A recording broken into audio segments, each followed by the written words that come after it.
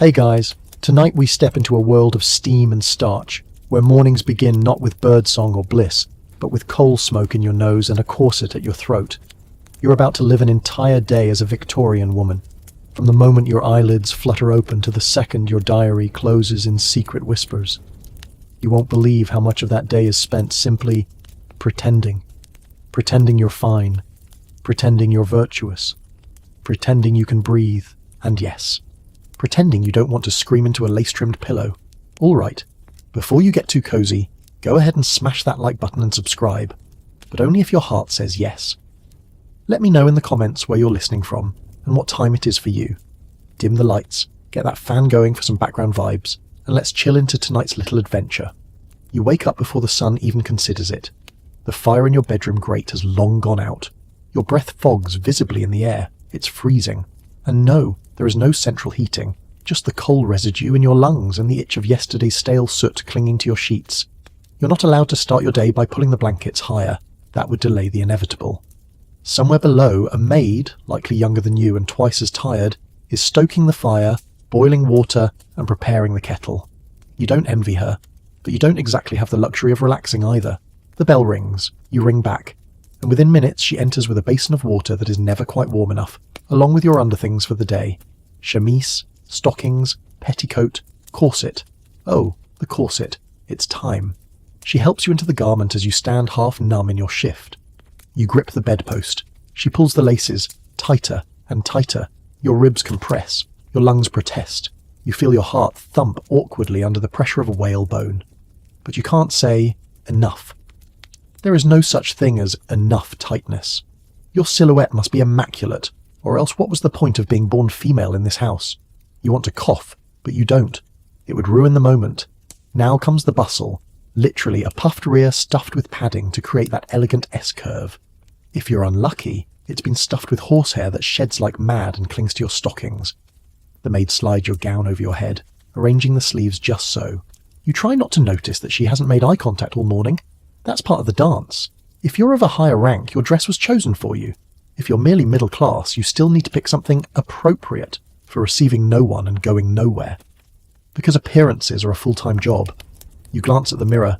Do not smile. Do not slouch. The woman in the reflection doesn't look like someone ready to conquer the world. She looks like someone ready to be seen, not heard. That's the goal. Now the gloves. Heaven forbid you handle anything with your bare fingers. You hear footsteps on the stairs. Father, husband, brother, doesn't matter. You must already be composed, seated, and pretending you've been awake for hours. Bonus points if your needlework is strategically placed on your lap like you've been quietly toiling. Breakfast is downstairs, but before that, hair. If you're lucky, your maid is skilled. If you're not, she's creative. Because your hair must be curled, pinned, puffed, or braided, sometimes all three, into something that matches your social rank, age, and marital status.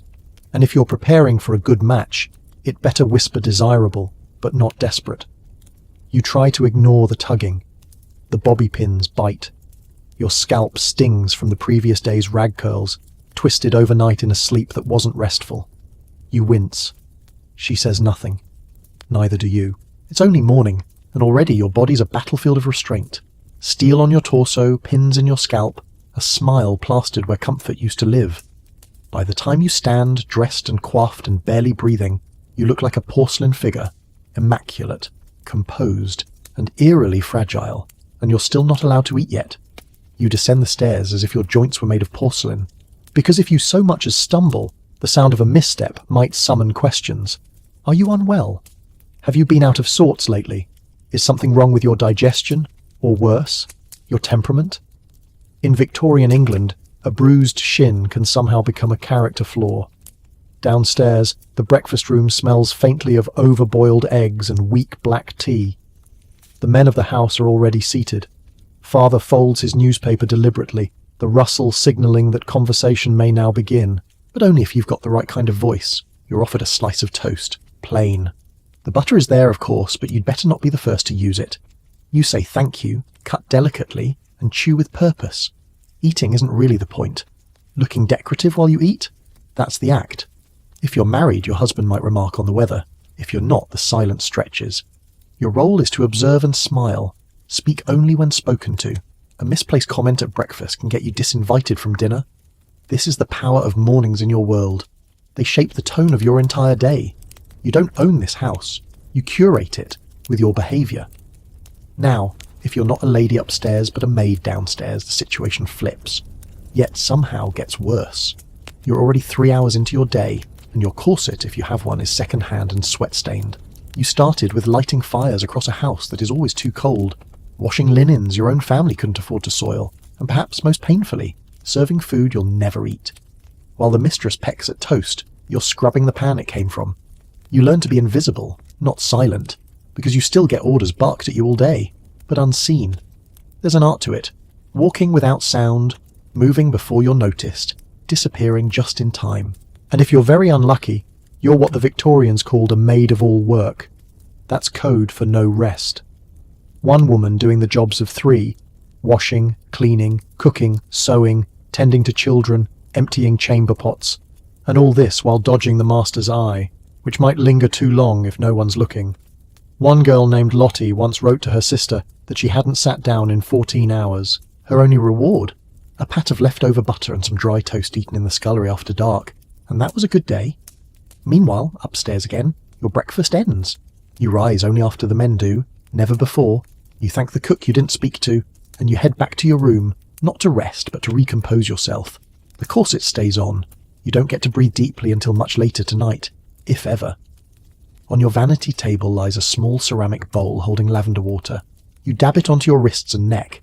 It doesn't mask the scent of discomfort, but it does let you pretend for a moment that life is gentler than it is. Outside your window, a horse cart rumbles by. Somewhere, a factory whistle blows. A reminder that, even if you don't leave the house, time is moving forward. And so must you. You stand straighter. You check the pins in your hair. You smooth the creases in your dress. Time to start the real part of your day. The part where you smile, nod, and navigate a world that pretends you don't have a mind of your own. You don't get to decide whether you want to do your hair today. That decision was made before you were born. A lady's head is a public sculpture, on display for the hallway mirror, the drawing room guests, the judgmental eyes of an aunt who knows the look of a girl who's letting herself go. After breakfast, you return to your dressing room for what might be the most time-consuming performance of the morning, your hair. If you're wealthy, you sit on a cushioned stool while your maid begins the ritual. She doesn't ask what you'd like. She already knows, because last week you asked for ringlets, and your cousin whispered behind her fan that curls are for fast girls. So today, it's soft braids coiled close to the skull, elegant, restrained, marriageable. You wince as the brush catches on a knot. She tugs. You pretend not to feel it. You'd think after years of this your scalp would be made of leather, but no. Some mornings it feels like every strand is attached to your soul. And then come the hot tongs. Yes, heated curling irons, heated over a flame, held near your temples, by someone who's had 1 cup of tea and slept 4 hours. You hold your breath while the metal sizzles. It smells like scorched patience and singed hair. But you say nothing, because a well-coiffed head is the closest thing to a weapon you'll carry today. If you're middle class, you're probably doing this yourself. Your arm goes numb holding the iron at the correct angle. You try not to flinch as your own hand betrays you. If you burn your forehead, you'll have to walk around all day pretending it's a beauty mark. And if you're the maid doing the curling, you're not just styling a lady's hair, you're sculpting her future. A loose curl could offend a suitor's mother. A hair out of place could ruin a proposal. No pressure, right? In some households, hair is washed only once a month. Instead, you brush it daily, 100 strokes. That's not just vanity. It's part ritual, part hygiene, part submission. You bend your head, close your eyes, and submit to routine.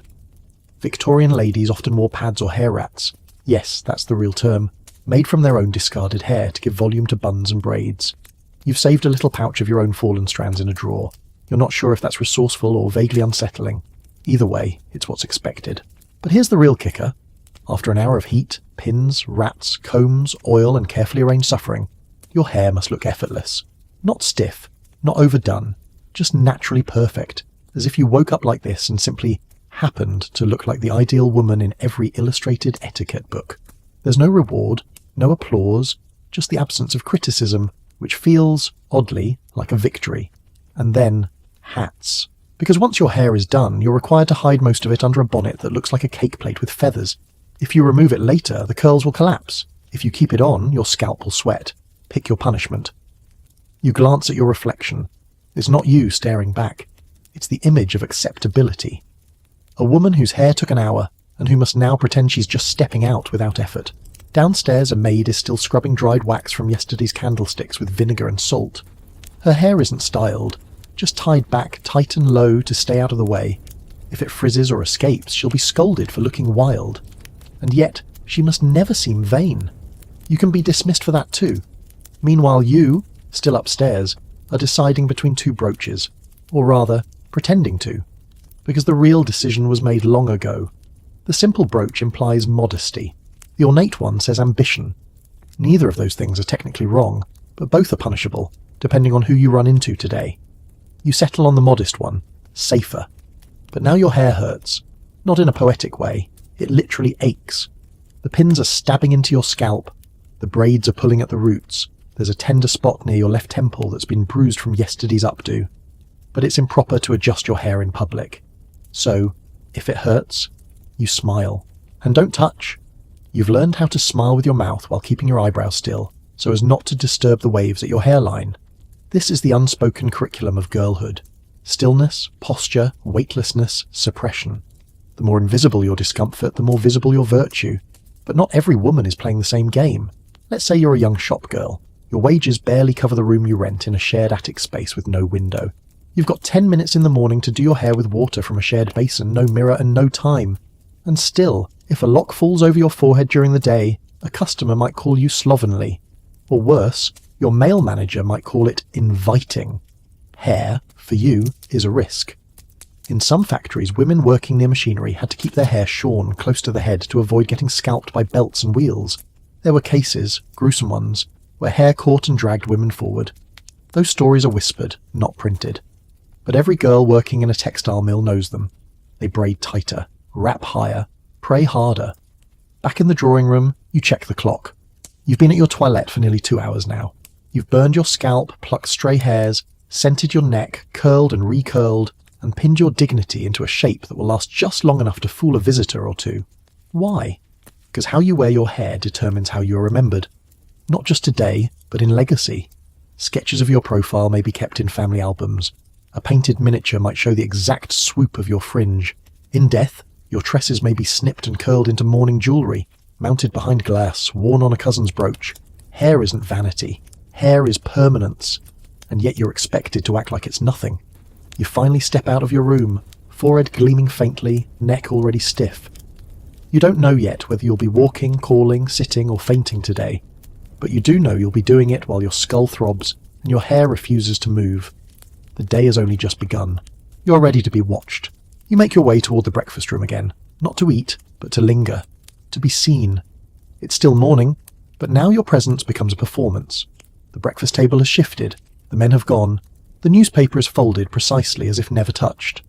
Crumbs are brushed away, the tea is lukewarm, and now, at last, your role begins. You sit with your hands delicately folded. A slice of toast rests on your plate, untouched. You sip a thimble-sized portion of tea and murmur a pleasantry to your mother or chaperone.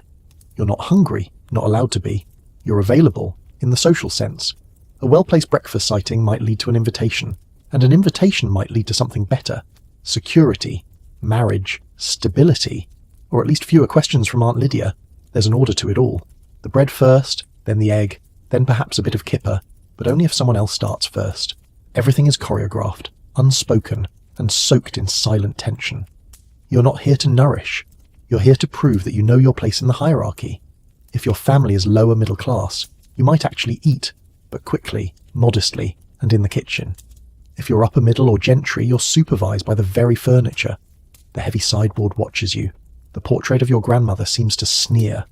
And if you're a servant, you serve, you pour the tea, you hold the tray. You stand until your back hurts, and once dismissed, you scurry to the back kitchen for whatever's left. You must not be seen chewing in the hallway. That could cost you your place. Meals aren't about food, they're about structure. Even the table itself reflects this. A long mahogany plank, often with the man at the head and the women along the sides. You're not just sitting, you're placed. Placed in birth order, in beauty order, in usefulness. A less favoured daughter might be seated closer to the wall, it's not overt, but you notice. and God help you if there's a guest. Then it's all fanfare and friction. Your napkin must be folded into your lap before you touch your fork. Your sleeves must be neither too short nor too frilly. Your words must not outshine anyone else's, and your laugh, always one notch below audible. You wonder sometimes if your voice will just dissolve entirely from disuse. Your father, assuming he's present, may comment on the political events in the newspaper. You nod. You sip your tea. You hold a vague opinion about tariffs that sounds pleasant but not aggressive. Your brother may talk about university or business, or his new pocket watch. You say it's lovely. You do not ask questions. A distant cousin might make a snide remark about another woman's dress. You do not defend her, but you store the observation away, like a coin in your social purse. You'll need it later. You're not part of the conversation. You're the ambient music. The only time you speak freely is if a guest remarks on something feminine. Perhaps the floral arrangement. Perhaps the embroidery on the tablecloth. These are safe. These are your arenas. And if you're clever, very clever, you'll learn how to steer whole conversations with the angle of a compliment. Oh, Mrs. Dalloway's gloves were so daring, you might say. And just like that, you've nudged the entire table into a 5-minute discussion on propriety. Well done. You're still starving, of course. But you pretend you're not, because real hunger is vulgar, and wanting more, of anything, is a dangerous thing to let show. Now the meal winds down, and the real sorting begins. Not of cutlery, but futures. The men leave first, as always. Off to important places. Banks, offices, clubs. Their footsteps fade down the hall like a privilege you'll never quite be handed. You remain. Perhaps your mother asks you to ring for the tea tray. You rise with practiced grace, pull the bell cord, and resume your seat. All this, without raising your voice or your expectations, because now comes the second performance, post-breakfast posturing. If you're unmarried and of age, every glance is a chess move. Your younger sister wears the yellow dress that makes her look far too eager.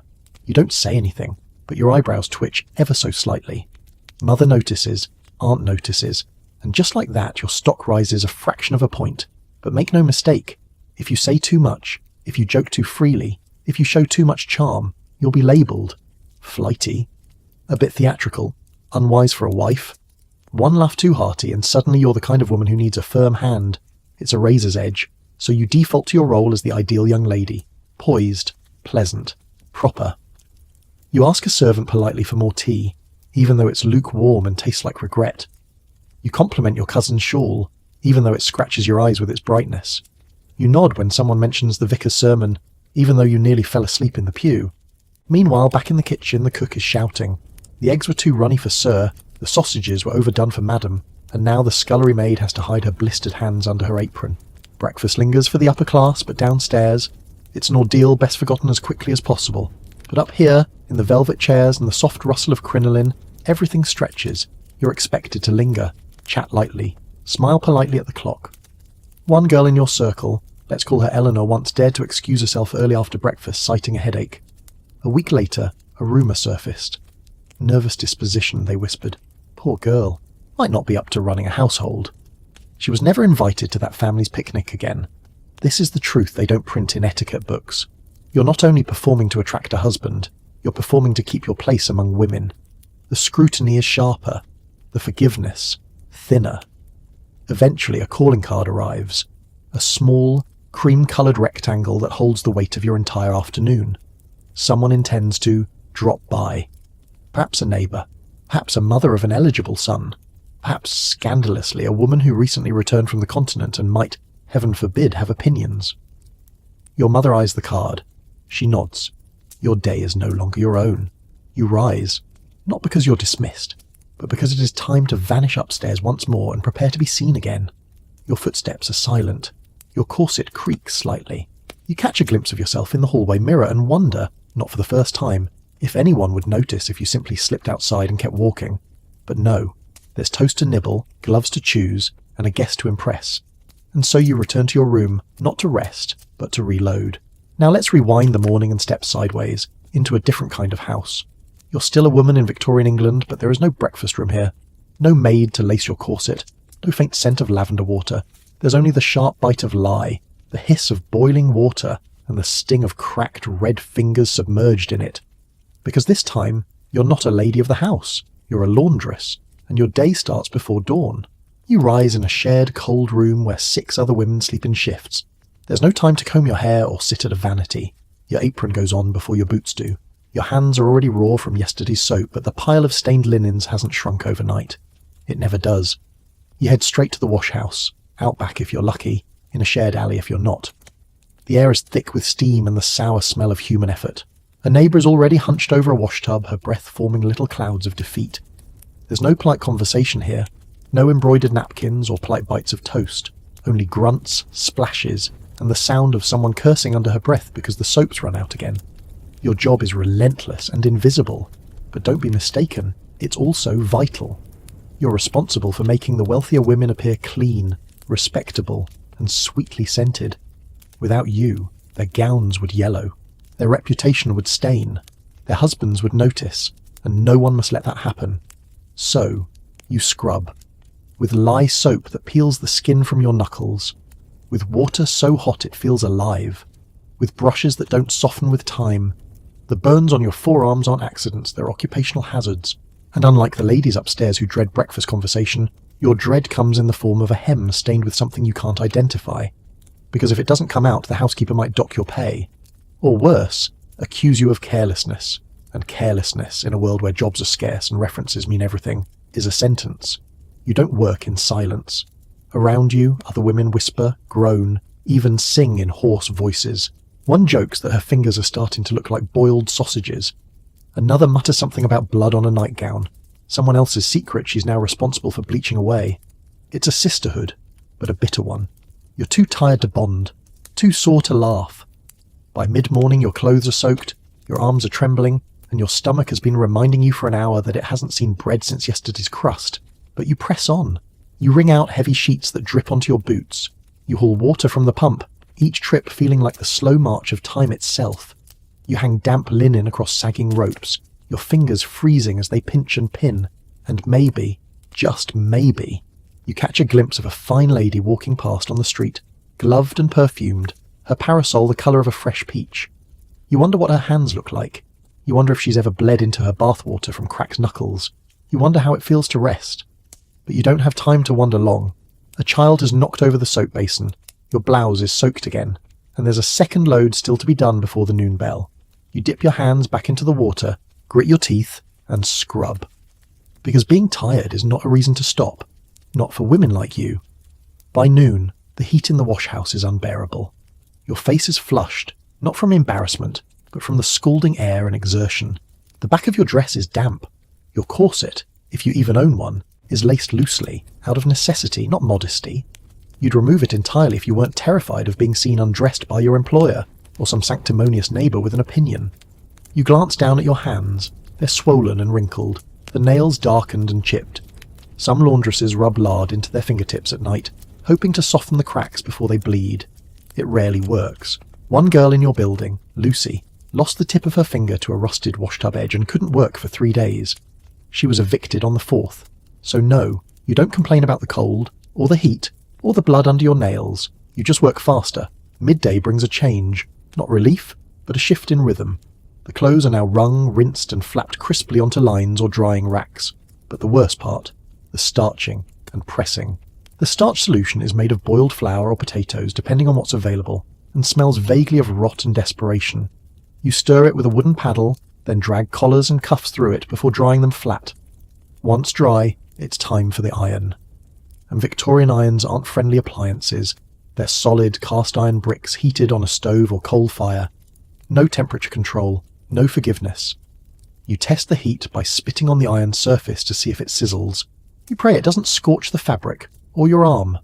Many laundresses bear permanent scars on their forearms from accidental brushes with the iron's edge. A moment's distraction can leave a welt that lasts years. And if you burn a customer's item, you may have to repay it from wages you haven't yet earned. But the worst burn isn't on your skin.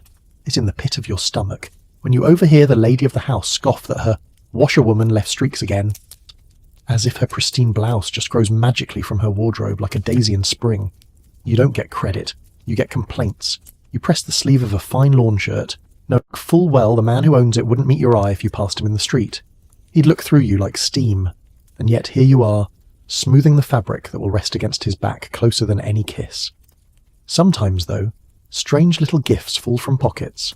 A forgotten coin, a silk ribbon, a pressed flower from a gentleman's letter to a mistress. You never steal, but you remember. You tuck these fragments away in your mind like secrets. They remind you the world above you is built on illusion. The rich pretend to be pure, the poor pretend to be invisible. You've scrubbed the evidence of both. By late afternoon, the work eases, but there's no end, only pause. You still have to sweep the floors, clean the tubs, and drag the now heavy drying linens inside before nightfall. Your back aches, your shoulders slump. You still have to carry a basket up 2 flights of stairs to your rented attic, and you haven't eaten yet. Not really. But for now, you sit on a stool near the door and let the cold air hit your cheeks. And in that 1 minute before the next chore calls, you remember something strange. You're still a woman, not just a washer, not just a body, not just a pair of arms. You're you, even if no one sees it. Even if it washes away each morning like suds down a drain. Back in the warm drawing rooms of the genteel world, you've had your tea, your hair is pinned, and your corset is creaking politely with each inhale. Now comes the part no one writes poems about, the hour of the housewife. Yes, you are technically at home, but you're not idle. You're the silent axis upon which the entire house spins, not because you wield authority openly, no, that would be vulgar, but because everything must move around your orchestrated will, disguised as gentle suggestion. You begin with the household ledger. It rests on your writing desk, bound in worn green leather, and it holds the fates of every servant, supplier, and stray spoon in the house. Your hand cramps as you copy numbers in ink. Meat deliveries, chimney sweeps, new candles, broken chamber pots. Coal again. Always coal. You're not supposed to know numbers, but heaven help the butcher if his invoice is off by half a shilling. You do not call this work, of course. That would be unfeminine. You call it managing the household, a delicate dance of diplomacy, threat, and mental arithmetic with no room for error. And then come the servants. Not all at once. They know better than to crowd. Instead, they filter in with questions and requests. Mrs. Graham the cook wants to know if she may prepare fish on Friday, though it's 2p dearer. Your chambermaid Jane asks, mumbling, if she may change her half-day next week to Thursday. The gardener left a note about the rhubarb. The laundry hasn't arrived yet, and someone has torn the corner of the best tablecloth. You answer them all with the grace of a duchess and the strategy of a general. If you're too kind, the cook will order veal for every dinner.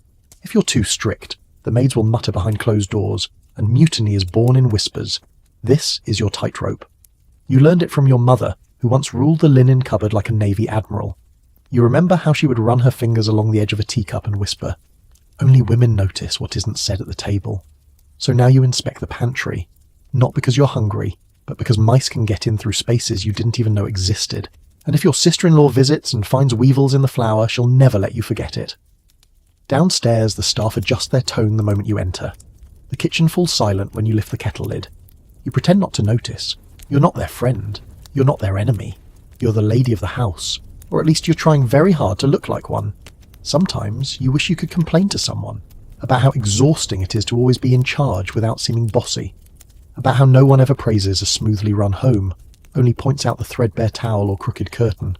But instead, you write a polite note to the fishmonger requesting slightly fresher haddock if available, and you adjust the drawing room curtains by half an inch. Because if the light falls too sharply on the settee, someone might notice the wear in the embroidery.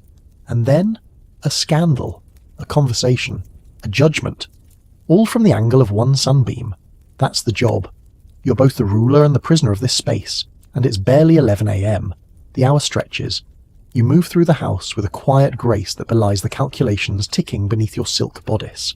There are cushions to be plumped, flowers to be rearranged, and 100 tiny tasks that no one notices until they're done wrong. You straighten the antimacassars on the chairs, not because guests are expected, but because someone might pop in. And if a visitor sees a stain on the upholstery, they'll never sit again without silently judging you. You check the cabinet locks. One is loose. You make a note to send for the carpenter, but not today. It's Tuesday, and Tuesday is for poultry, not for hammering. If you have children, now is the time to check on them, not play with them. That would be odd. You visit the nursery, ask the governess how lessons are going, glance at a half-finished Latin exercise, and murmur something vague like, "Very good, darling," while smoothing a stray curl. You ask the nursemaid if the baby's cough has returned and offer a drop of syrup, though the doctor warned you once against being too maternal. Affection is meant to be supervised. Back downstairs, the scullery maid knocks and delivers the laundry you ordered last week. You open the bundle with a mixture of hope and dread. If a single table napkin is scorched, the laundress will hear about it. You examine the lace trim of your best chemise like a jeweller inspecting for flaws, one frayed thread, and you sigh like it's a national tragedy. Not because you're heartless, but because you are held accountable for it. You, not the woman who spent hours scrubbing it with boiled starch in a tin tub. If your husband finds a missing button on his evening shirt, he won't lecture the maid. He'll look at you. And so you anticipate the flaw before it becomes a complaint. That's your burden. That's your real work. And let's talk about letters. Your morning isn't complete without correspondence. You retreat to your small writing desk, tucked beneath a north-facing window, and open the pile. Invitations to decline politely, thank you notes to send for things you didn't enjoy, and inquiries from charitable societies you're expected to support even though you secretly think they're run by judgmental hypocrites in itchy gloves. You select the best pen, uncork the inkwell, and compose sentences full of words like obliged and most honoured and if convenient. Your handwriting is graceful. Your opinions? Filtered through 7 layers of politeness and social camouflage. You write slowly, carefully, with one eye on the blotting paper and one ear tuned for footsteps, because if someone enters unannounced, you must not appear too engrossed. That would be selfish. Women are not meant to look busy unless it's with embroidery or children. Somewhere in the house, a floorboard creaks. You pause. Ah, the post has arrived. You scan for foreign stamps, crisp envelopes, anything exciting, but mostly it's repetition. Same names, same paper, same small enclosed lives passed through wax seals. You tuck the letters away, stretch your aching fingers, and glance at the clock. It's nearly midday. Soon the rhythm will shift again. The luncheon tray will appear, and you will be expected to perform your next role. The gracious hostess, the gentle woman of refined tastes, the quiet presence at the edge of a conversation between men who think they run the world. But for now, for 1 minute the house is still. You close your eyes and imagine a world where no one notices the curtains, where spoons don't matter, where being a woman doesn't mean running a kingdom that pretends it's not a kingdom at all. Then you stand, smooth your skirts, and move on, because you have things to do, and no one will thank you for doing them. The bell rings just past noon, a sharp, silvery chime that slices through the air like a polite summons from the divine. A calling card has arrived. You don't run. That would be unbecoming. But your heart does a small, unladylike leap. You descend the stairs with the calm poise of someone who has practiced this 100 times. Because you have. Calling hours are a ritual, a stage play, a trap. Your gloves are already on. Not the soft ones, those are for intimate company, but the pale kid leather pair with a stitched hem that says, I'm refined but not desperate. Your skirt swishes properly, your waistline is cinched to exactly the degree of social acceptability, and your expression is one of mild, pleasant blankness. You enter the drawing room and find her already seated, Mrs. Audley. Of course, the woman who knows everyone and likes to remind them. She holds her tea like a verdict. You sit, barely allowing your spine to touch the chair, every muscle rehearsed, every finger curved delicately around the handle of your teacup. You smile, not too widely. You nod, not too eagerly. Now it begins, the game of social fencing. Mrs. Audley remarks on the dreadful dampness lately and how it simply ruins one's spirits. You agree, but you mention how it did wonders for your tulips. She raises an eyebrow. Score one for you. Then she leans in. Her voice lowers. A new family has moved into number 7, she whispers, and they've brought a French governess. You gasp just enough to seem intrigued, not scandalized. You sip your tea slowly, letting the gossip linger in the air like perfume. This is the dance. You trade names like currency, observations like knives. You must appear informed but not nosy, amused but never vulgar. You're navigating a minefield in crinoline. On the table between you lies her calling card, ivory with beveled gold edges. It arrived not 5 minutes ago, hand-delivered by a footman in a powdered wig 2 sizes too large. The card is her ticket into your house, but it's also her proof she has been here. Because here's the strange little truth. You leave calling cards even when no one is home, sometimes especially when no one is home. Why? Because the real game isn't the visit, it's being seen to have visited. It's about the ledger. Yes, you keep one. Every woman does. A small leather-bound volume tucked discreetly in your writing desk. Inside, every name, every card, every call made, received, returned. You must return calls within a fortnight. Failing to do so brands you inattentive, or worse, unfashionable. Your social worth is literally logged, recorded in ink, and reviewed like accounts at a bank. And don't forget the card itself must follow rules. The fold at the corner, That means the call was made in person. Your husband's name scrawled beneath your own. That implies he also visited. An elaborate border, tacky, a cream card with a tasteful monogram. Acceptable. Anything with colour. God forbid. Mrs. Audley rises. She's left behind a faint impression on the settee and a stronger one on your nerves. You smile again, escort her to the door, and thank her as though she brought warmth and meaning into your life, instead of passive-aggressive comments about your niece's posture. Once the door shuts, you exhale, but only for a second, because now you must visit someone, lest you fall behind in the delicate web of reciprocal etiquette. You retrieve your own little stack of cards, still pristine in their embossed box, and begin the ritual of choosing who shall receive your presents today. You don't have to say a word, you just leave a card and vanish. You're not building friendships, you're constructing reputation, one card at a time. The carriage rocks gently as you sit primly inside, card case in lap, destination determined. You're not off to tea, you're not going shopping, you're making calls, a term that sounds social, almost friendly, but in practice is more like a military campaign in petticoats. You'll stop at 4 or 5 houses, perhaps more if your gloves stay clean and your posture holds. You won't see anyone, ideally. The perfect call is one where no one is home. You leave your card with the butler and continue down the street with your dignity intact and your hem unsullied. But sometimes, oh no, they are home. The door opens, a servant leads you in, and now you're perched once again on someone else's sofa, sipping someone else's lukewarm tea, complimenting someone else's curtains. Your ankles are crossed just so. Your words must sparkle without piercing. Your tone must be warm without melting into familiarity. And don't speak too much, or too little, or too smart, or too silly. One woman, just last month, mentioned a book she read, an actual novel, and it wasn't by Sir Walter Scott. Scandalous! They still talk about it. Calling is supposed to be brief, 15 minutes ideally, but it stretches depending on the company. You must always be the one to stand first, signalling the end of the visit. Any longer, and you risk appearing too eager. You step out. The footman hands you into the carriage again. You smooth your skirts, check your gloves for lint, and ready the next card. On to number 12. Some women find it thrilling, a way to showcase their gowns, their wit, their social agility. But not you. You feel like a ghost in sunlight, smiling, nodding, complimenting bonnets and pretending the air doesn't taste like anxiety. Because one poorly chosen phrase, one accidental comment about someone's cook or cousin or curtains, and you could be out. Not just out of the room, out of society. It's happened before. Miss Spencer, 2 streets over, dared to ask a gentleman about politics during a call. He was only a cousin. She meant no harm, but within a week her invitation stopped. Her name vanished from dinner lists. She took up beekeeping.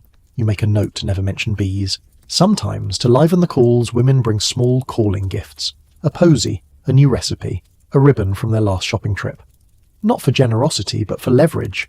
A little currency to trade for gossip. And oh, the gossip. It flows quietly beneath every call like an underground stream. Mrs. Kent's new maid wears rouge. Lady Hartley's husband is travelling a little too often. Someone heard faint violin music in the attic of number 9, which is odd since they don't own a violin.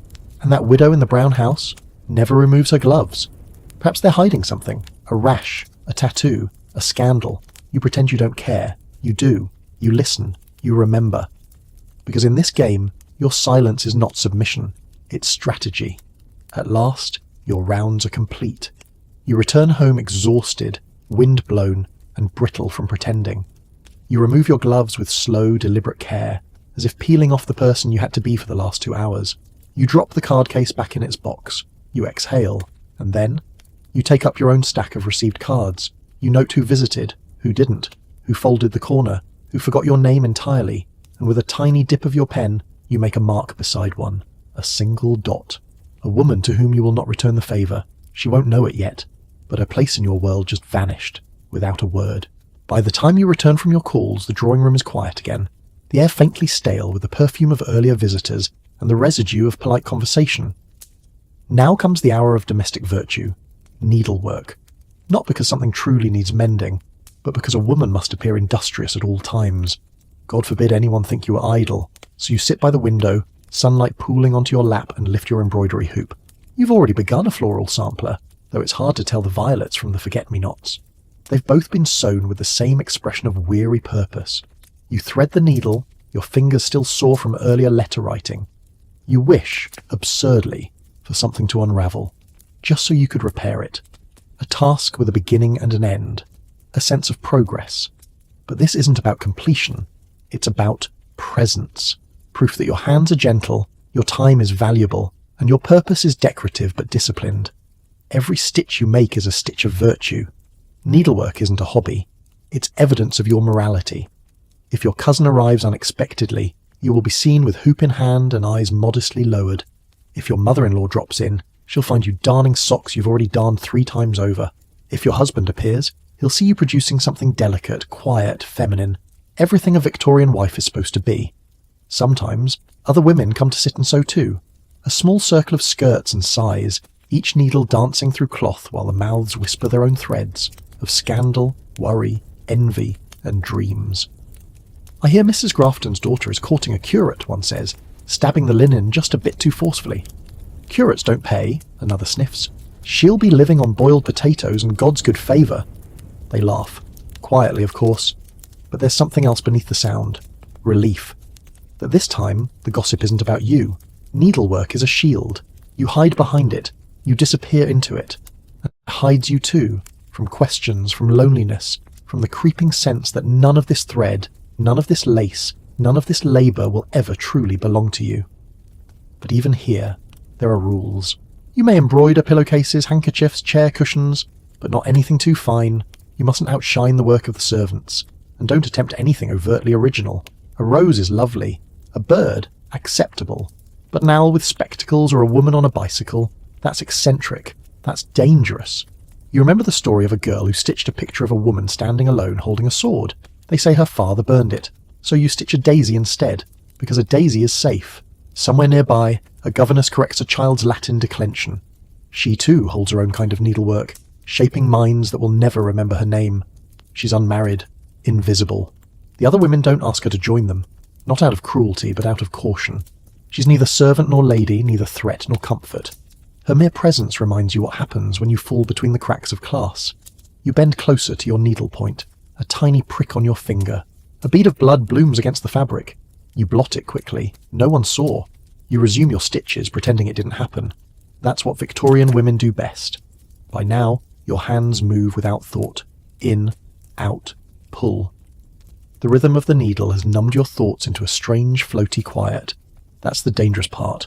When your hands are busy but your mind wanders, that's when the daydreams begin. You imagine tossing the hoop aside and walking straight out the door, or perhaps sewing something wildly inappropriate. A mermaid, a pistol, the grinning fox, something alive, something that would make the aunties gasp into their teacups. But instead, you thread another pale blue strand. Because you know what this embroidery circle really is. Not a pastime, but a surveillance system. A genteel one, embroidered with roses and edged with doilies, but surveillance all the same. Every woman in the room knows how to smile while evaluating your cuffs, how to ask how your mother is while checking the state of your hem. They notice if your stitching is too slow. They notice if you blink too much. They notice the way your eyes flick toward the window, as if you're waiting for something, or someone. You keep your gaze fixed on the hoop. The truth is, needlework is one of the few things you can do. You cannot own property. You cannot vote. You cannot enter a gentleman's club, or speak at a town meeting, or walk alone at night. But you can sew 12 tiny roses onto a scrap of linen and be congratulated for it. You can mend your husband's handkerchief and be called useful. You can labour for hours in silence and be praised for your serenity. That's the great irony of it all. In a society obsessed with keeping women quiet, needlework becomes both the symbol of obedience and the only place where women speak freely. Not in words, always, but in glances, in pauses, in the stories shared under the soft sound of thread sliding through cloth. "Did you hear about Miss Halford?" one woman asks, eyes lowered. "Ran off with a man from the theatre, I heard," someone murmurs. "Not married?" another whispers. A tiny shake of the head, a sharp inhale, a collective beat of silence, equal parts horror and thrill. And then, business as usual. Another stitch, another story half told. Sometimes the gossip loops back to you. You feel it circling the room like a draft. You were seen at the bakery. You were overheard saying something spirited. Someone noticed you reading a novel, alone, in public. You stitch faster. You think of your great-aunt who once said that a woman's character could be judged by her buttonholes. You laughed at the time. You thought it a joke. You know better now. In another corner of society, behind closed doors and soot-streaked windows, other women are stitching too. Seamstresses bent over their workbenches, Fingers raw from needles, spines permanently curved from crouching. They don't have parlours, they don't have cushions, but they make your gowns, they hem your sleeves, they give form to the fashion you will be judged by. You wonder if their needle slips when they're tired, if they ever cry into the seams. You wonder if they stitch, like you do, in silence, but dream loudly. The sun has shifted now. Your hoop casts a perfect circle of shadow on your skirts. Someone offers to ring for tea. Another woman says she must go. Her daughter is due home from school. The circle breaks up. You roll your work into a neat little bundle and tuck it into your sewing basket. You rise, your knees stiff, and you smile. The daisy is finished. Tomorrow you'll start another one, because needlework never ends, and neither does the performance. The garden path crunches beneath your boots. Gravel carefully raked into gentle arcs by a gardener you've never formally met, though you pass him twice a week. You walk with purpose, but never speed, never haste. Everything about you must suggest leisure, even if your mind is calculating your next 10 moves like a chessboard built of hydrangeas and veiled judgment. The other women stroll beside you in delicate pairs, parasols tilted just so. Their cheeks are pink, not from exertion, but from the expectation of vitality.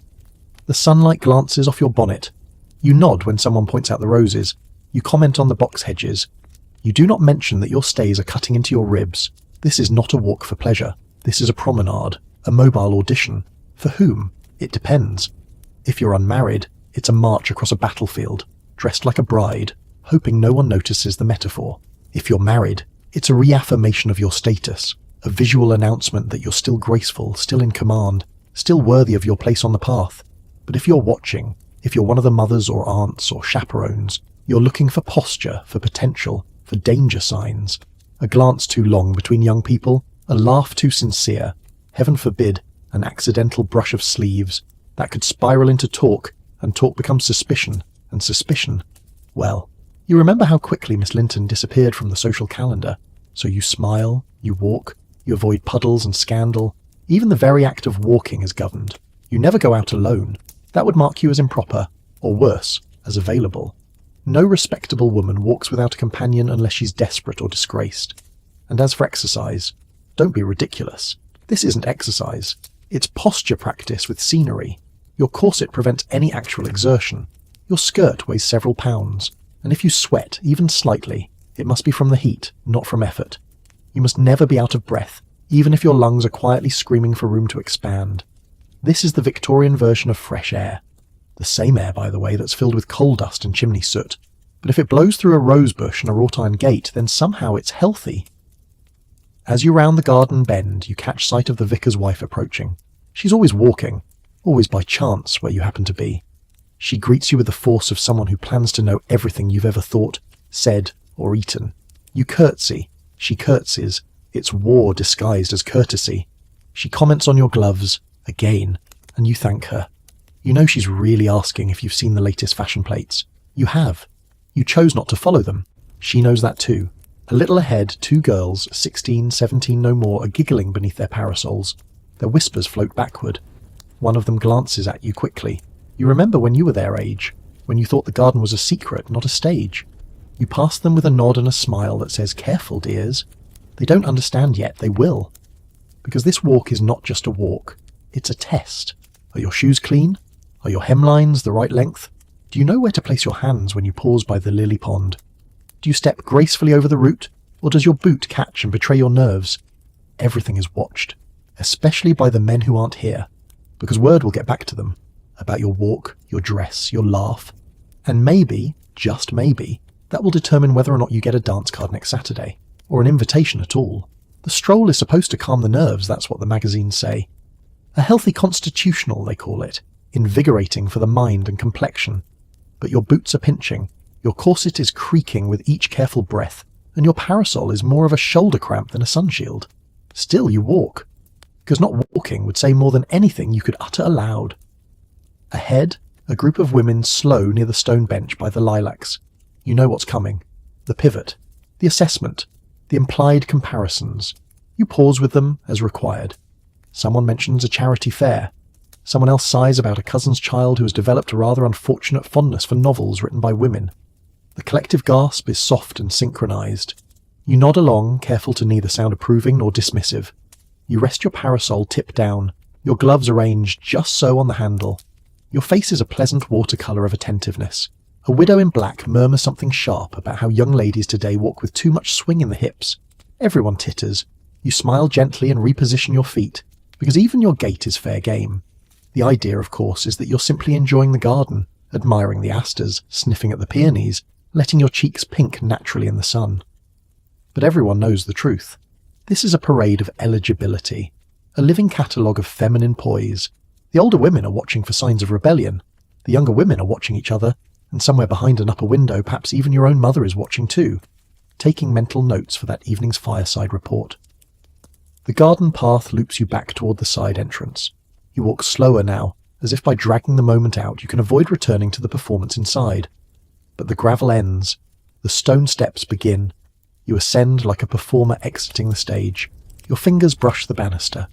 You step through the threshold into the shaded hall, where your body can finally relax a little. Behind you, the maid closes the door. You allow yourself one brief, private sigh, and then you recompose. Again. Because the drawing room awaits, and you're expected to appear as if you've just floated in on a warm breeze. But before you rejoin the others, you pause in the hall and glance at your reflection in the mirror. There you are. Bonnet slightly askew, cheeks a little too flushed, a wisp of hair daring to escape your carefully pinned coiffure. You smooth it back into place, not because you mind the chaos, but because someone else would, and their opinion matters more than your comfort. Just like everything else. In another world, one street over, a factory girl trudges through mud, shoulders hunched, skirts damp to the knees. No parasol, no gravel path, no judgment, at least not the kind that follows you into dinner parties. She walks fast. No one cares how her boots look when she arrives. But you're not allowed to arrive, only to appear, as if you were always already there. Perfect. Light-footed. Flawless. Back in the drawing room, someone hands you a glass of lemonade. You sip. You nod. You compliment a dress you find hideous. And you sit once more in your favourite chair, your posture straight, your ankles crossed, and prepare for the next scene. The afternoon isn't over, and neither is the show. The garden path crunches beneath your boots, gravel carefully raked into gentle arcs by a gardener you've never formally met, though you pass him twice a week. You walk with purpose, but never speed, never haste. Everything about you must suggest leisure, even if your mind is calculating your next 10 moves like a chessboard built of hydrangeas and veiled judgment. The other women stroll beside you in delicate pairs, parasols tilted just so. Their cheeks are pink, not from exertion, but from the expectation of vitality. The sunlight glances off your bonnet. You nod when someone points out the roses. You comment on the box hedges. You do not mention that your stays are cutting into your ribs. This is not a walk for pleasure. This is a promenade, a mobile audition. For whom? It depends. If you're unmarried, it's a march across a battlefield, dressed like a bride, hoping no one notices the metaphor. If you're married, it's a reaffirmation of your status, a visual announcement that you're still graceful, still in command, still worthy of your place on the path. But if you're watching, if you're one of the mothers or aunts or chaperones, you're looking for posture, for potential, for danger signs. A glance too long between young people, a laugh too sincere, heaven forbid, an accidental brush of sleeves, that could spiral into talk, and talk becomes suspicion, and suspicion, well, you remember how quickly Miss Linton disappeared from the social calendar, so you smile, you walk, you avoid puddles and scandal. Even the very act of walking is governed. You never go out alone. That would mark you as improper, or worse, as available. No respectable woman walks without a companion unless she's desperate or disgraced. And as for exercise, don't be ridiculous. This isn't exercise. It's posture practice with scenery. Your corset prevents any actual exertion. Your skirt weighs several pounds, and if you sweat, even slightly, it must be from the heat, not from effort. You must never be out of breath, even if your lungs are quietly screaming for room to expand. This is the Victorian version of fresh air. The same air, by the way, that's filled with coal dust and chimney soot. But if it blows through a rose bush and a wrought iron gate, then somehow it's healthy. As you round the garden bend, you catch sight of the vicar's wife approaching. She's always walking, always by chance where you happen to be. She greets you with the force of someone who plans to know everything you've ever thought, said, or eaten. You curtsy. She curtsies. It's war disguised as courtesy. She comments on your gloves, again, and you thank her. You know she's really asking if you've seen the latest fashion plates. You have. You chose not to follow them. She knows that too. A little ahead, two girls, 16, 17 no more, are giggling beneath their parasols. Their whispers float backward. One of them glances at you quickly. You remember when you were their age, when you thought the garden was a secret, not a stage. You pass them with a nod and a smile that says, "Careful, dears. They don't understand yet, they will. Because this walk is not just a walk, it's a test. Are your shoes clean? Are your hemlines the right length? Do you know where to place your hands when you pause by the lily pond? Do you step gracefully over the root, or does your boot catch and betray your nerves? Everything is watched, especially by the men who aren't here. Because word will get back to them about your walk, your dress, your laugh. And maybe, just maybe, that will determine whether or not you get a dance card next Saturday, or an invitation at all. The stroll is supposed to calm the nerves, that's what the magazines say. A healthy constitutional, they call it, invigorating for the mind and complexion. But your boots are pinching, your corset is creaking with each careful breath, and your parasol is more of a shoulder cramp than a sunshield. Still, you walk, because not walking would say more than anything you could utter aloud. Ahead, a group of women slow near the stone bench by the lilacs. You know what's coming. The pivot, the assessment, the implied comparisons. You pause with them, as required. Someone mentions a charity fair. Someone else sighs about a cousin's child who's developed a rather unfortunate fondness for novels written by women. The collective gasp is soft and synchronized. You nod along, careful to neither sound approving nor dismissive. You rest your parasol tip down, your gloves arranged just so on the handle. Your face is a pleasant watercolour of attentiveness. A widow in black murmurs something sharp about how young ladies today walk with too much swing in the hips. Everyone titters. You smile gently and reposition your feet, because even your gait is fair game. The idea, of course, is that you're simply enjoying the garden, admiring the asters, sniffing at the peonies, letting your cheeks pink naturally in the sun. But everyone knows the truth. This is a parade of eligibility, a living catalogue of feminine poise. The older women are watching for signs of rebellion. The younger women are watching each other, and somewhere behind an upper window, perhaps even your own mother is watching too, taking mental notes for that evening's fireside report. The garden path loops you back toward the side entrance. You walk slower now, as if by dragging the moment out, you can avoid returning to the performance inside. But the gravel ends. The stone steps begin. You ascend like a performer exiting the stage. Your fingers brush the banister. You step through the threshold into the shaded hall, where your body can finally relax. A little. Behind you, the maid closes the door. You allow yourself one brief, private sigh, and then you recompose. Again. Because the drawing room awaits, and you're expected to appear as if you've just floated in on a warm breeze. But before you rejoin the others, you pause in the hall and glance at your reflection in the mirror. There you are. Bonnet slightly askew, cheeks a little too flushed, a wisp of hair daring to escape your carefully pinned coiffure.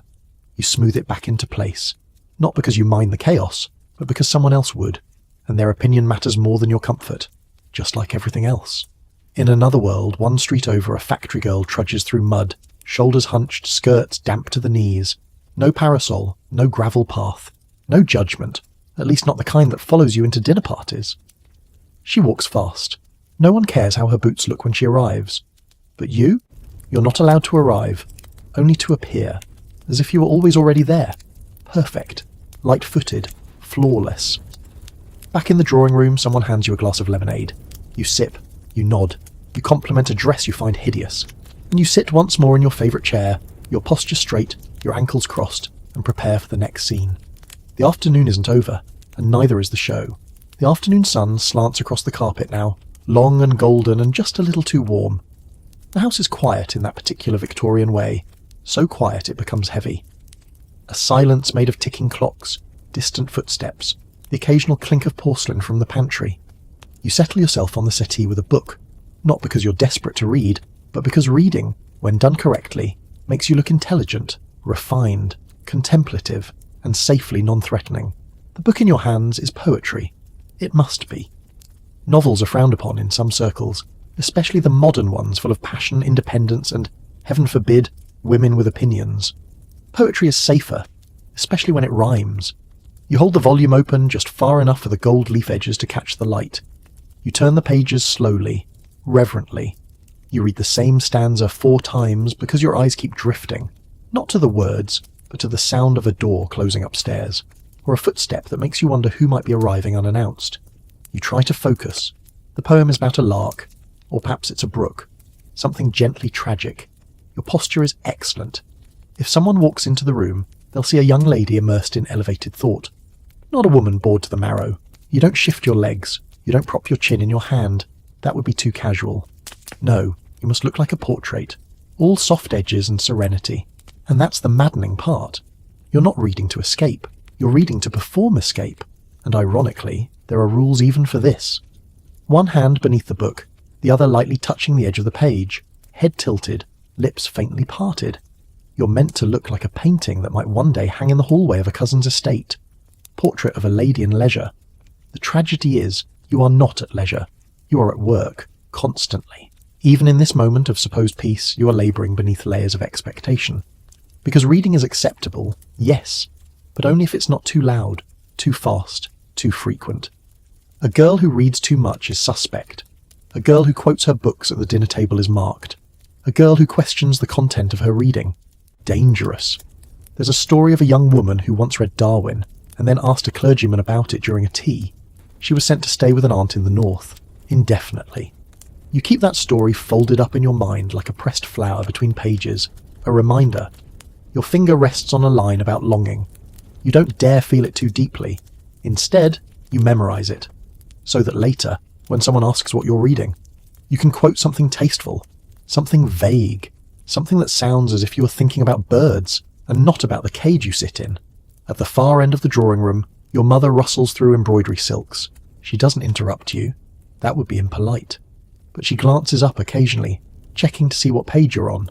Too fast and she'll worry about your mind. Too slow and she'll worry about your dullness. This is the impossible tightrope. To read enough to appear intelligent, but never enough to appear hungry. You shift your focus back to the book. The page has turned, but you don't remember what it said. As the sun dips lower, slanting lines of light across the wallpaper, you finally lower the book. Not because you've finished it, but because you've been holding it long enough to make a statement. Any longer, and someone might think you actually enjoy reading, which is unsettling. You place the book just so on the side table, cover up, spine aligned, as if it too is part of the furniture. Then you rise, gracefully, slowly. You stretch, but only in the way a lady is permitted to stretch, subtly, with a tilt of the neck and a roll of the shoulders, like a swan rearranging its wings. Your legs are stiff. Your corset groans softly as you shift your weight. You want to yawn, but you swallow it down. Reading, after all, is tiring, but it's nothing compared to what happens when you forget to do it. There was a girl, Eliza, you think her name was, who never developed a taste for reading, or at least never pretended to. She preferred walking in the garden, sketching birds, writing little poems in private. That might have been charming if she hadn't once said aloud that she found Wordsworth dull. She's married now, to a man 20 years her senior who owns a brewery and hates dogs. You wonder if she still writes poems. Reading is, in some ways, your armour. You think of the governess, upstairs now, perhaps reading too, but without the cushion, the parlour, the peace. She reads at night, in the tiny hour between correcting a child's handwriting and darning her own hem.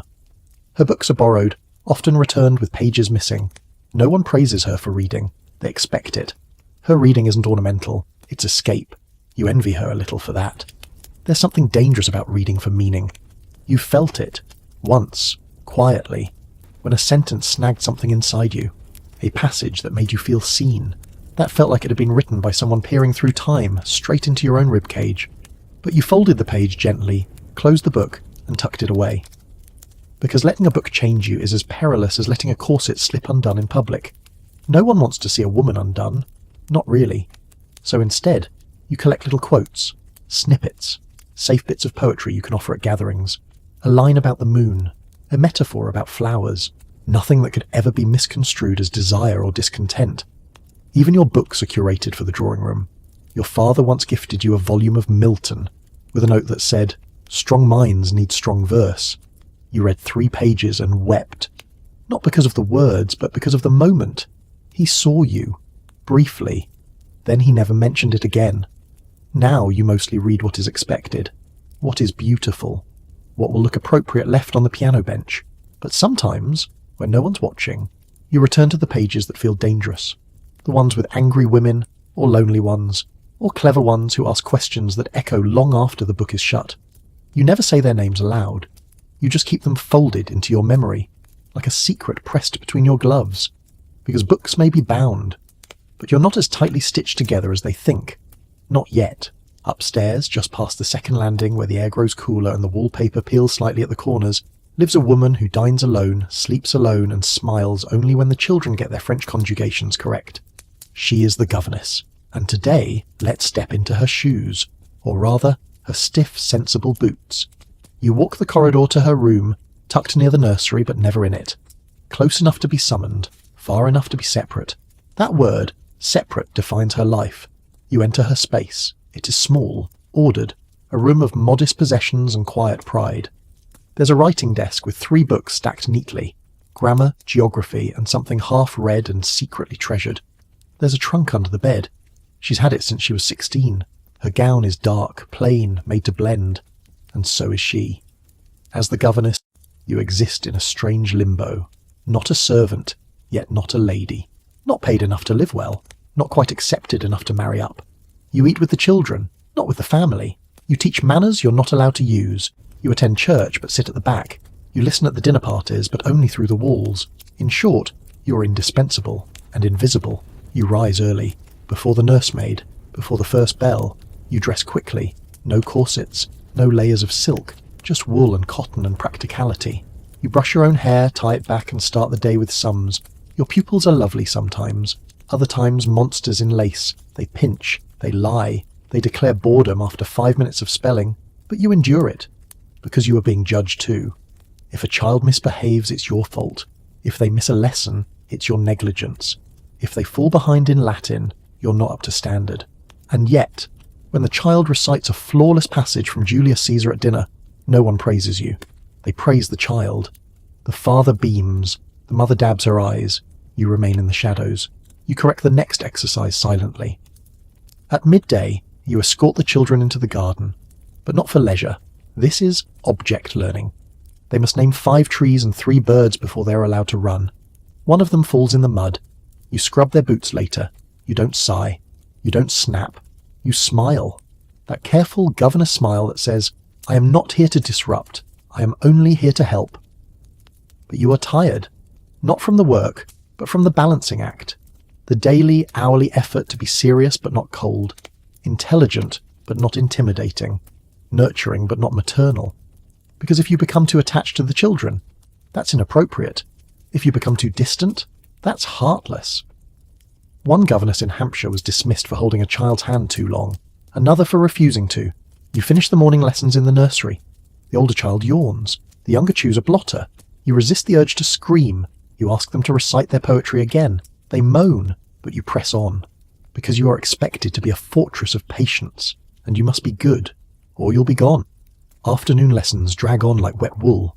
The children are restless now, fidgeting, poking each other with quills, inventing excuses to leave the room. You assign handwriting practice just so you can sit down for 5 blessed minutes. You glance at the mantel clock. It's barely past 2. You haven't spoken to another adult since breakfast, and even that was just the butler grunting that the fire was low. This is what no one tells you about being a governess. It's not the work that breaks you. It's the isolation. You're surrounded by people all day, yet you are alone. You're not part of the family. You're not part of the staff. You're a ghost in the corridor, acknowledged only when needed, and otherwise ignored like a misplaced vase. At dinner, you eat alone, in your room, on a tray, a slice of cold meat, a heel of bread, sometimes soup. You're not meant to dine with the family, lest you blur the line. But you're also not permitted to join the servants. They think you look down on them. Maybe you do, a little, but mostly because you're afraid they might be right when they laugh behind your back and call you a pretend lady. There's no place for you, not really. And because you are educated, and you must be, to teach, you feel the absence of companionship like a physical ache. No one to discuss ideas with, no one to share books with, no one who cares that you once translated Virgil or memorized half of Shakespeare's sonnets. Sometimes, when the children nap or run off for their music lessons, you take out your secret book, the one you keep hidden beneath your mending basket. Today it's a novel. Tomorrow it might be a volume of essays, something with teeth, something that reminds you you're still alive. You read by the window, eyes darting upward every few minutes to make sure no one sees. A governess caught absorbed in fiction can be dismissed for inappropriate indulgence. That actually happened to a woman you knew. Her only sin was reading Jane Eyre. The irony nearly killed her. Once, a guest at the house asked you what you thought of the reform bill. You answered honestly, too honestly. He smiled, but you noticed the frost in the lady's eyes afterward. No one's asked your opinion since, so now you speak only when necessary. You keep your lessons polite and bland. You compliment the children's mediocre drawings. You praise their recitations even when they stumble. You say yes, miss, and no, sir, and that will be quite suitable. You've learned to make yourself smaller, quieter, so that you're never mistaken for a threat. And yet, you still dream, not of grand things, not of balls or titles, just of being seen, of someone asking how your day was and actually listening to the answer, of eating at a table where someone pours your tea, of being allowed to laugh, loudly. Not the careful little cough of amusement you use now, but a full free laugh. You tuck the book away. The children are returning from their music lesson. You straighten your collar. You smile. And just before they burst in, you allow yourself a final thought. You are not the heroine of this household. You're not even a side character. You're the margin note, the silent presence, the hand that shapes the next generation, but is never written into the story. Still, you hold your pen. Still, you teach. Still, you stay. Because for some women, being near the fire, even on its outermost edge, is better than freezing in the dark. There's a peculiar stillness that settles into the late Victorian afternoon, the kind that makes the ticking clock feel louder, the sunlight feel thinner, and your own skin feel just a little too tight. It's the hour where respectable women are supposed to be at ease, but you're wilting. You sit in a chair that's slightly too upright, wearing clothes slightly too tight, in a life slightly too scripted. And there's no polite way to say this, but you feel off, not ill, not entirely well, something in between, a little faint, a little tired, a little nervous. That word again. Nerves. The catch-all term for every quiet misery a woman must politely swallow. You glance down at your hands, perfectly still. You fold them in your lap and wonder quietly if they'll betray you. Twitch, tremble, give you away. It's the corset, you tell yourself. You haven't drawn a full breath in 5 hours. Or maybe it's the heat, or the way your stays have pressed into the base of your spine and made your head feel oddly floaty. And yet, you won't loosen anything. Because to do so would admit weakness, and weakness invites attention. And attention, in this world, is dangerous. So you sit up straighter and pretend not to hear the buzzing behind your eyes. In the corner of the room, Aunt Margaret sighs. "Oh, poor dear," she murmurs. "You look quite peaked. Perhaps a little rest?" You nod. She rings for tea and advises a tonic, something bitter and brown with a smell like furniture polish. You sip it. It does nothing, except confirm to everyone else in the room that you're behaving appropriately. After all, Victorian women aren't supposed to feel rage, or restlessness, or despair. But a fainting spell? That's allowed. That's practically fashionable. It's even expected. You've heard of women who keep a fainting couch near every window, of women who retreat to their rooms with nerves and remain there until dinner, returning paler and quieter, and somehow even more marriageable. You wonder if you're becoming one of them, or worse, becoming known as one of them. It starts with one headache, one moment of dizziness at a musical recital, then someone mentions it to the vicar's wife, then someone else. Before you know it, people start offering to carry your packages, pull out your chair, invite your younger sister on walks instead of you, and then you're the fragile one. Which wouldn't be so bad, except fragility in a woman is like a rose left out overnight. At first it's charming, then it's wilted, then it's discarded. So you try to not faint, to not shake, to smile through the weight on your chest and pretend it's just your bodice sitting wrong. You try to remember who you were before the sighs started, before the word nervous crept into your mother's letters, before the doctor with the slick hair and pale hands began stopping by after church, just to check. You know what he'll say if this gets worse. You've heard it whispered at garden parties. Hysteria. That word, all sharp consonants and sharper consequences. Because hysteria is more than a diagnosis. It's a sentence. To isolation, to ridicule, to ice baths and mustard plasters, and a little room at the end of the hall where women go to get better and never quite return the same.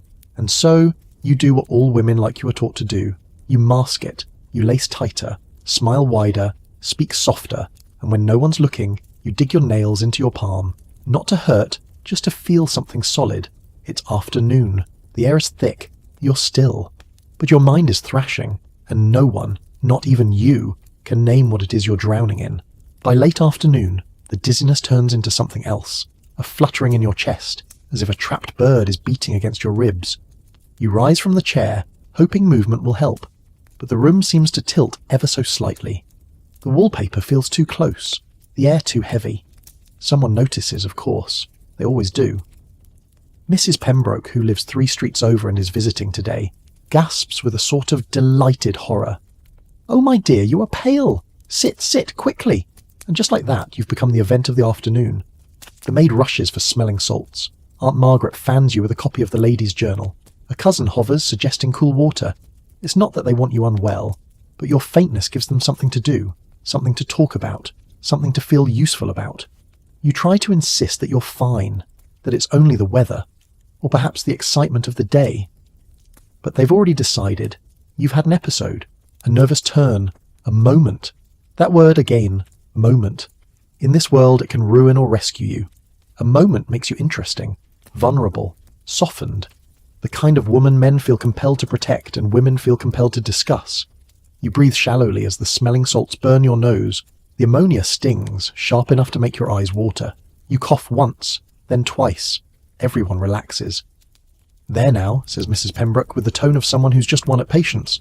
"All better. All better." 2 words that mean absolutely nothing. They talk for a few more minutes, softly now, as if you might break if the conversation gets too loud. You nod, smile faintly, and accept the offer of a biscuit. You're now officially delicate. That's a reputation that sticks like damp lace. By tomorrow the story will travel. "Did you hear? Poor thing nearly fainted again. Such nerves, such sensitivity." Your name will hover in parlours, paired with adjectives like sweet, frail, and melancholic. You sip your tea in silence, already feeling smaller. But there's another truth humming beneath this charade, a quieter, crueler one. Victorian doctors have made women's pain into poetry. They call your exhaustion a feminine temperament, your migraines, overexcitement of the imagination, your palpitations, an excess of emotion. They've even invented machines, small, humming, whirring contraptions, to relieve hysteria in their female patients. No one calls that madness, of course. That's treatment. You sit very still, letting the tea go cold in your hand. You can't quite decide what's worse, that you've become a symptom, or that you're expected to make it look beautiful. From now on, you'll be told to rest, not to walk too briskly, not to read too much, not to let your thoughts run wild, as if your mind were an animal to be kept in a cage. But you know the truth. Your thoughts are all you have left, so you keep them, quietly, carefully. You write them down in the small leather notebook hidden inside your writing desk, the one wrapped in ribbon and tied tight. Your secret rebellion, your invisible pulse. The next time someone says, "You poor dear, your nerves," you'll nod. You'll even thank them. But inside you'll think of that trapped bird in your chest, and you'll smile, because it's still alive, and so are you. Evening begins not with sunset, but with steam. You've made it through the long hours of quiet panic and soft judgments. Now it's time for the grand illusion of rest.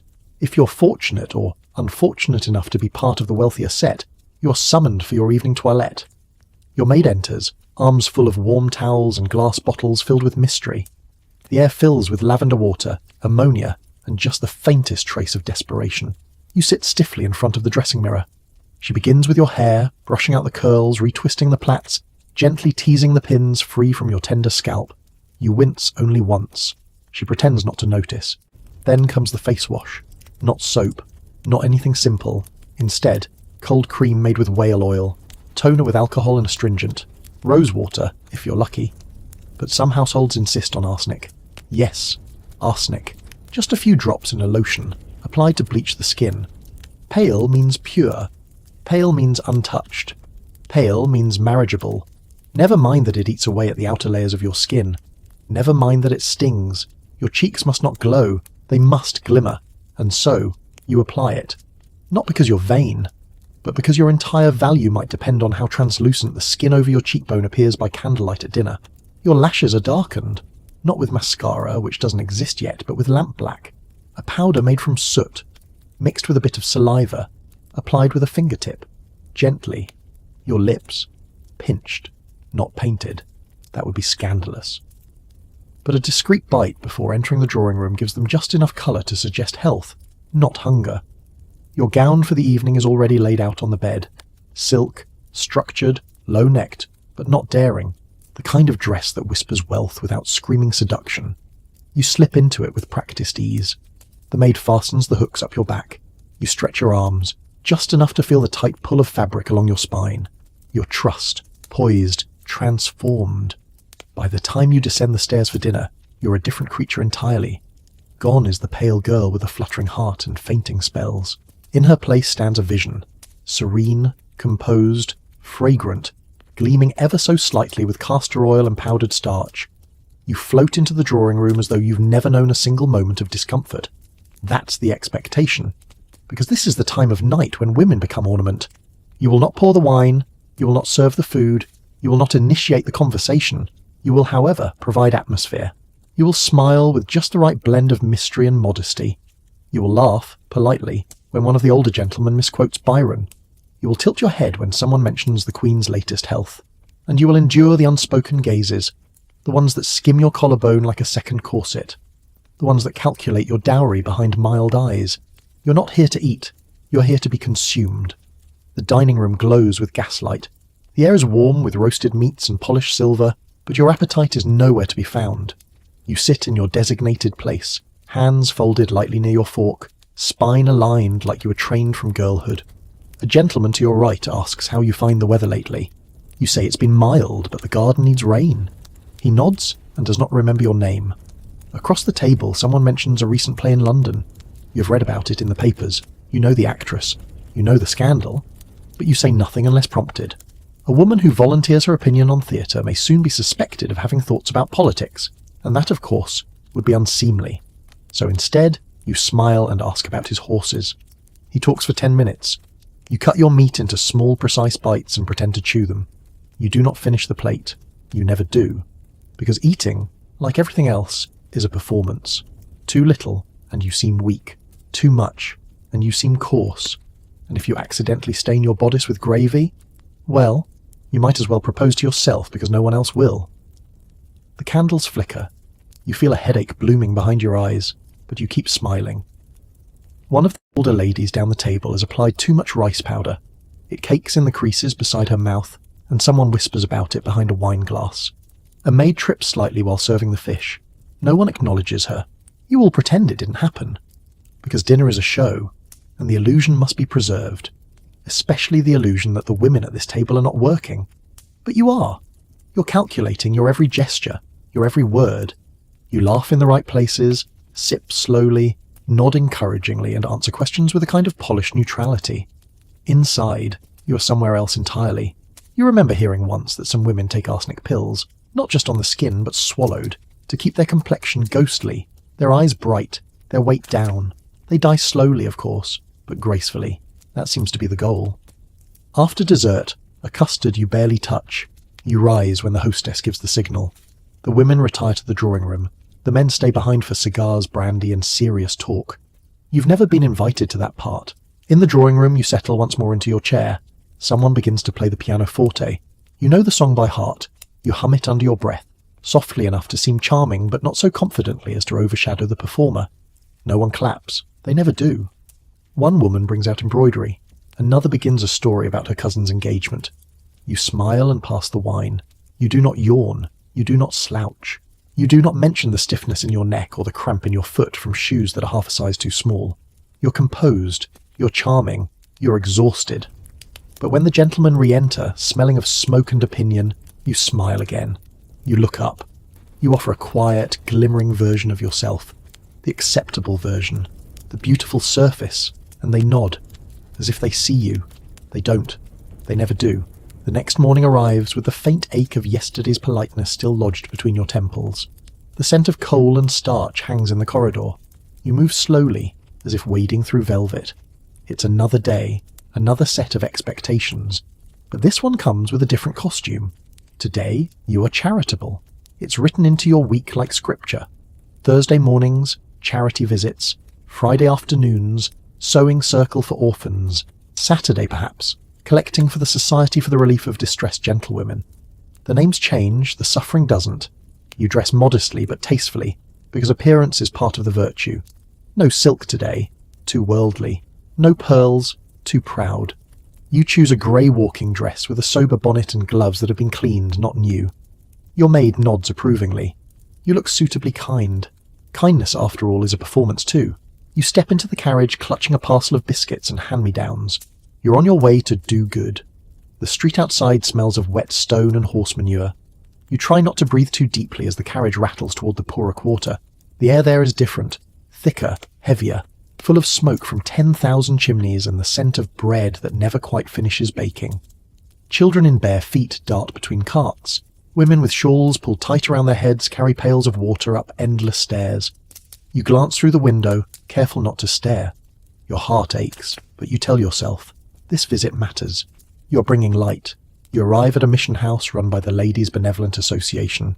Inside, it smells of soap and desperation. Other women from your circle are already there, standing in clusters like lilies in a field of thorns. Mrs. Harrow hands you a clipboard. If you could help with distribution, she says. Her tone implies that you might otherwise be idle. You move to the long table where piles of clothing await judgment. You pick up a skirt, patched twice, thin as paper, and fold it carefully. A young mother approaches, her face drawn but proud. She asks softly if she may have one for her daughter. You nod, but Mrs. Harrow shakes her head. We'll see if she's suitable first. The woman flushes, murmurs an apology, and backs away. You feel something twist in your stomach. You're supposed to feel righteous. Instead, you feel small, but you say nothing. This is how charity works here. Not as mercy, but as management. The poor must behave to deserve aid. They must smile, curtsy, thank. Their gratitude must be visible, tidy, photogenic. Well, sketch-worthy, since photographs are for the rich. And your role is to witness it all, to prove that goodness exists, that the system works, that your conscience is intact. You hand a loaf of bread to a child with dirt on her cheeks. She takes it, wide-eyed, and says nothing. You smile, the kind of smile that aches behind the teeth. God bless you, you whisper. But as she runs back to her mother, you catch the look the woman gives you. It isn't gratitude, it's pity. You try not to think about it. Because if you do, if you really let yourself feel the imbalance, you might not be able to continue smiling at all. So you straighten the pile of clothing, retie the ribbons around the parcels, and tell yourself you've done your part. You've given. You've cared. You've helped. Haven't you? The day stretches long in the mission house, the kind of weary length that feels like penance. You distribute bread, sort garments, murmur polite condolences to women whose names you forget the instant they curtsy. Around you, the other ladies chatter softly about concerts and recipes. The word hunger never passes anyone's lips. When the baskets are finally empty, the air feels lighter, not because the work is done, because the spectacle is. One by one, the women file out, clutching parcels and promises. A few linger, as if to thank you, but most hurry away. They have lives to resume. You have none to return to, not really. Mrs. Harrow suggests a cup of tea before you leave. You accept. The tea is tepid, the biscuits stale. Still, she beams with satisfaction. It's such a comfort, she sighs, to know we've done good work. You nod, smiling at your own reflection in the fogged window. You look pious, useful, redeemed. But you can't shake the feeling that something is terribly wrong with this version of mercy, this quiet, genteel hunger for other people's pain. The truth is, charity has become a pastime, a replacement for purpose. The same way embroidery fills empty hours, philanthropy fills empty meaning. The poor are props in your story of virtue. They appear, they suffer, they thank, they vanish. On the carriage ride home, the city blurs by. Chimneys, soot, thin faces at windows. You imagine for a moment stepping out into that other world, walking until your shoes wear through, living without mirrors or manners, just breathing, unobserved. But then the thought passes, smothered under layers of silk and duty. You arrive home just before dusk. The house smells faintly of polish and roses. The maid takes your cloak. You should feel accomplished. Instead, you feel like you've just returned from a theatre production in which everyone played their role too well. Upstairs, in your writing room, you open your notebook. You mean to jot down your impressions, something about the virtue of service, perhaps a quote about Christian compassion. But your hand stalls. The words that come out are not pious. They are questions. What if kindness were quiet and unseen? What if help didn't need witnesses? What if charity weren't a ladder between the classes, but a bridge? You close the notebook quickly. Dangerous thoughts, these. Better to keep them private. Better to be thought kind than to risk being thought strange. Downstairs, the evening bell rings. Dinner is served. You smooth your skirts, check your reflection, and descend the stairs with perfect poise. You will smile when asked about your day. You will say the poor are grateful. You will say it felt good to give, because that's what's expected. That's what's safe. And later, when the house grows quiet and everyone sleeps, you will sit by the window and think of the woman's eyes, the one who pitied you, the one who saw through the lace, the one who knew that good deeds done for appearance are not goodness at all, but vanity dressed as virtue. You will not forget her, not tonight, not ever. Night has settled over the city, and the gas lamps flicker faintly against the damp windows. You've changed into your evening gown, the one that cinches a little tighter at the ribs, though you hardly notice anymore. You've been trained not to. Dinner was the same as always. Mild food, mild talk, mild laughter. But tonight your husband seemed distant. Not cold, never cold, just distracted. His gaze lingering on the brandy more than on you. His voice softer when speaking to the widow seated opposite. You tell yourself not to mind. That's what every married woman tells herself in this house, on this street, in this century. You smile, you nod, you keep your voice even. After all, your purpose now is stability, appearances, respectability, and love, if it ever existed, is a private thing, meant to be remembered, not expected. Later, when you retire to your dressing room, you unpin your hair and glance at the mirror. There you are. Still young enough to be looked at, but not so young as to be forgiven. You touch your cheek, still smooth beneath the candlelight, and wonder when it began. This quiet exhaustion you wear like an undergarment no one sees. You remember your wedding morning. The bells, the silk, the thrill of stepping into a carriage with flowers at your feet. You remember thinking, this is the start of everything. You were right, in a way. It was the start of learning just how small a life could be when shared with someone who never asked about your dreams. You didn't expect romance to last forever. No one does. But you thought companionship might. A husband who reads beside you, who listens, who sees. Instead, he sees through you, past you, toward the smoke curling from his cigar. You've learned not to ask questions. Victorian wives don't. When a man stays late at the club, you're supposed to be grateful. He's among his peers. When he leaves town for business, you're to wave from the doorway, smile on your face, handkerchief in hand. When he returns smelling faintly of perfume that isn't yours, you simply ask, "Was your journey pleasant?" No one talks about it. But every woman knows. Infidelity is like the fog. It drifts in, seeps through cracks, and lingers even after the fire's been stoked. It's not scandalous unless someone speaks of it. Silence keeps it respectable. There are women who look the other way and women who lose their minds trying not to. You're somewhere in between. You write in your diary instead. Never names, never dates. Just words like emptiness, aching, cold. And sometimes when you're brave, I miss myself. Once you considered speaking to the doctor. Not about your husband, of course, but about your sleeplessness, your fatigue, the grey fog that never quite lifts. He would have prescribed rest, maybe a change of air, perhaps a female tonic with brandy and laudanum, the cure for everything and nothing. But you didn't go, because deep down you already know what ails you. It's not nerves, it's not faintness, it's the slow erosion of a self that was never allowed to fully exist. You blow out the candle beside the mirror and stand in the quiet. In another room, your husband snores faintly. You wonder if he dreams of anything? You do. You dream of air, of laughter without permission, of waking up one morning and feeling entirely blessedly real. You lie awake longer than you should, the ceiling above you dim and endless. The clock ticks like a pulse, soft but relentless. Each sound seems to measure something. Your patience, your quiet, your life. You roll onto your side and watch the faint glow from the hallway creep across the rug.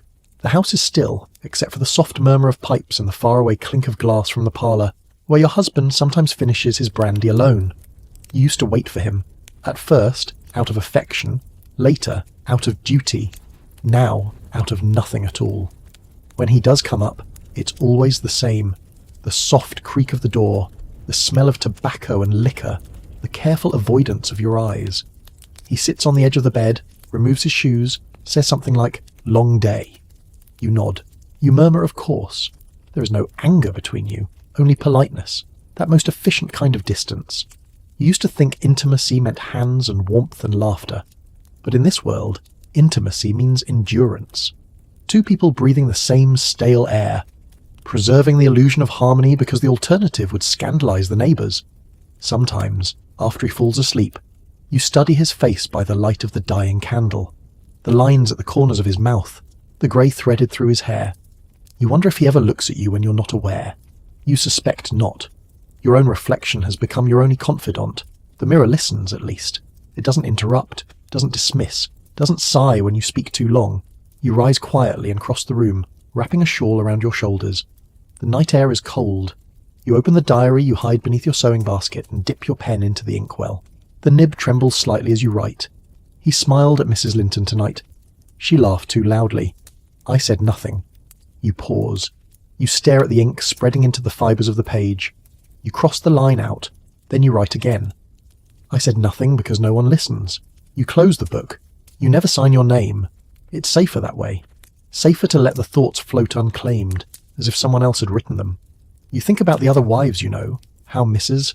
Pembroke takes laudanum in tea, how Miss Carraway feigns illness every third week so she can spend a day in bed reading secretly, how Mrs. Hartley has started volunteering at the parish just to feel useful. None of you are saints. None of you are sinners. You're all women surviving within narrow walls, each finding small, invisible ways to resist suffocation. Your rebellion is silence. Your weapon is composure. Your secret is that you're not entirely broken yet. Downstairs, a clock chimes midnight. You blow out the candle and slip back into bed beside the man who never really knew you. He stirs, half asleep, murmurs your name as if remembering a dream. You close your eyes. You almost answer. But instead, you let the darkness answer for you. It does so gently, without judgment. And for the first time in days, you sleep. Morning again. The same light, the same chill, the same rhythm of footsteps in the hall. But beneath the quiet, something hums differently. An unease you can't name, like a curtain slightly stirring when all the windows are closed. You dress slowly. The maid laces your corset, her fingers quick, her face expressionless. You watch her in the mirror and wonder, as you often do, what she thinks when she looks at you. She doesn't meet your eyes. None of them do. But she knows things, more than you'll ever admit. She's seen the stains on the table linens, the tears on your pillowcases, the little tremors in your hands. Servants always know. They're trained to see without reacting. Downstairs, the house is already alive. The cook bangs pans in the kitchen. Someone is sweeping the corridor. Somewhere a baby cries. Your neighbour's, not yours. You can tell from the sound. You descend the stairs, gloved and polished, stepping carefully to avoid the faint creak of the third step. Your husband is gone already, his walking stick and hat missing from their stand. The butler nods. He's gone into town, madam. Of course he has. You enter the breakfast room, but the smell of yesterday's fire and this morning's bacon feels suffocating. You can't sit still, so you wander. Through the parlour, past the portraits, into the back hallway. You stop at the servant's door. The hum of life is louder here. Clinking dishes, hurried whispers, the rush of boiling water. You've been told never to linger too long beyond this door. It upsets the order of things. But you hover anyway. You hear laughter. Not the tight, polite laughter of your drawing room. Real laughter. Breathless, raw, alive. For a moment you envy it. Then you hear a different sound. A muffled sob coming from the washroom beyond. You hesitate, then push the door open just a few inches. A scullery maid, no more than 16, is kneeling on the floor, scrubbing a copper pot so hard her knuckles have split. She doesn't look up. You say softly, "Are you hurt?" She jumps, startled, and hides her hands behind her apron. "No, ma'am, just clumsy." Her voice wavers. You recognize it. The tone of someone terrified of consequence. You glance around. The tiles are slick with suds, the air heavy with heat and steam. You see her reflection in the basin water. Eyes red, shoulders trembling, her blouse damp with sweat. You know this exhaustion. You know this silence. It's a different form, but the same disease. For a moment you want to say something human, something kind, but the words lodge in your throat. You're not supposed to be here. You're not supposed to see this. So instead you murmur, "Be careful with that soap. It burns the skin." She nods quickly, grateful but wary. You turn and leave. Back in the hall, the quiet feels heavier than before. You realise that beneath all the embroidered civility, your entire home runs on invisible pain, on people who must never be tired, who must never cry, who must never exist outside their usefulness. And you are one of them too. Your dress is finer, your hands softer, but you're no freer than the girl in the scullery. Both of you are trapped by expectation, one of labour, one of propriety, both punished for slipping out of the role. You stand there, heart pounding faintly, until the butler appears at the end of the hall. He bows. "Madam?" The coal delivery has arrived. And just like that, the moment ends. You nod, smile, return to the drawing room. By the time you sit down again, your face has returned to its practiced calm. But your hands, they're trembling slightly. You hide them beneath your gloves. The day unfolds in perfect, suffocating order. The servants scurry. The bell rings. The house hums like a great clock wound too tightly. And you, the lady of it all, are its quiet pendulum, swinging, polished, necessary. You spend an hour sorting correspondence, another answering none of it. You pace the length of the parlour once, twice, again. You adjust the curtains, though the light was fine. It isn't the fabric that's the problem, it's the stillness. Something in the air feels bruised. You think of the girl in the scullery, her split knuckles, the way she hid her pain like it was shameful. You could almost feel the heat of that room still clinging to your skin. But what haunts you most is not her exhaustion. It's your helplessness. You had every power but the one that mattered. To change anything. You try to banish the thought. Women in your position aren't meant to dwell on servants' lives. It's unhealthy, your mother once said, to let compassion turn into distraction. A household must have boundaries, she told you, or it will dissolve into chaos. But you're starting to suspect the chaos is already there, only better hidden. This house is a stage. Upstairs you play the angel of composure. Downstairs they play the ghosts who keep it shining. And every day the curtain between your worlds grows thinner. You remember something the cook once muttered when she thought you were out of earshot. We work to make them spotless, and they still see dirt. You hadn't understood it then. You do now. You pour yourself tea, but your hands shake just enough to rattle the cup against the saucer. A tiny sound, but in this silence, it's thunder. You take a sip anyway, hoping the heat steadies you. It doesn't. Across the room, you notice a streak of soot on the wall, just beside the fireplace. It will bother you all day. You consider calling for the maid to scrub it, but the thought of her raw hands against the lime wash makes you set the bell aside. You'll do it yourself, you think. Later, when no one sees. When did you start hiding kindness like contraband? The answer comes easily. Around the same time you learn that pity, spoken aloud, is social suicide. There are women who don't learn this lesson. Mrs. Linton, for one. She once paid for a servant's sick child to see a doctor, and the gossip hasn't stopped since. So sentimental, they whispered. So unwise. As if tenderness were a contagion. You close your eyes and listen. Somewhere a baby cries again. The same one as before. Somewhere a clock chimes deep and hollow. The sound rolls through the house, through your bones. For a moment you imagine you can hear the rhythm of all those unseen hands. Scrubbing, folding, chopping, polishing. Moving in time with it. That you think is the true heartbeat of this world. Not love, not prayer, not gentility. Labour. Unpaid, unseen, unending. And yet you are part of it. You host it. You depend on it. You wonder if that makes you complicit, or simply another cog polished and perfumed to hide the same grind.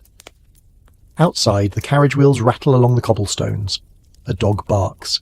The city exhales its smoke into the dimming sky. You stand, walk to the window, and rest your hand against the glass. Down below, a maid hurries across the courtyard, carrying a bucket too heavy for her frame. The weight pulls her sideways, but she keeps moving. You could call to her, offer to help, ask her name. You don't. Instead, you whisper to the reflection staring back at you. We're both carrying something, aren't we? And then, because it's all you can do, you step away from the glass before someone sees. The next morning begins with a note. Folded, cream-coloured, faintly scented with something that used to be expensive. It's from Mrs. Winthrop, announcing a ladies' social meeting. The kind of gathering that pretends to be about art but is really about power. You know this before you even finish the first sentence. You'll attend, of course. You always do. It's not about friendship. It's about visibility. Absence is suspicious. Presence, even silent, keeps you in the circle. The meeting will be held at her home on St. John's Terrace, a mansion known for its chandelier and its chill. You dress accordingly, something refined but not ostentatious. Pale blue, with lace cuffs that suggest humility while whispering expense. The carriage ride there feels longer than usual.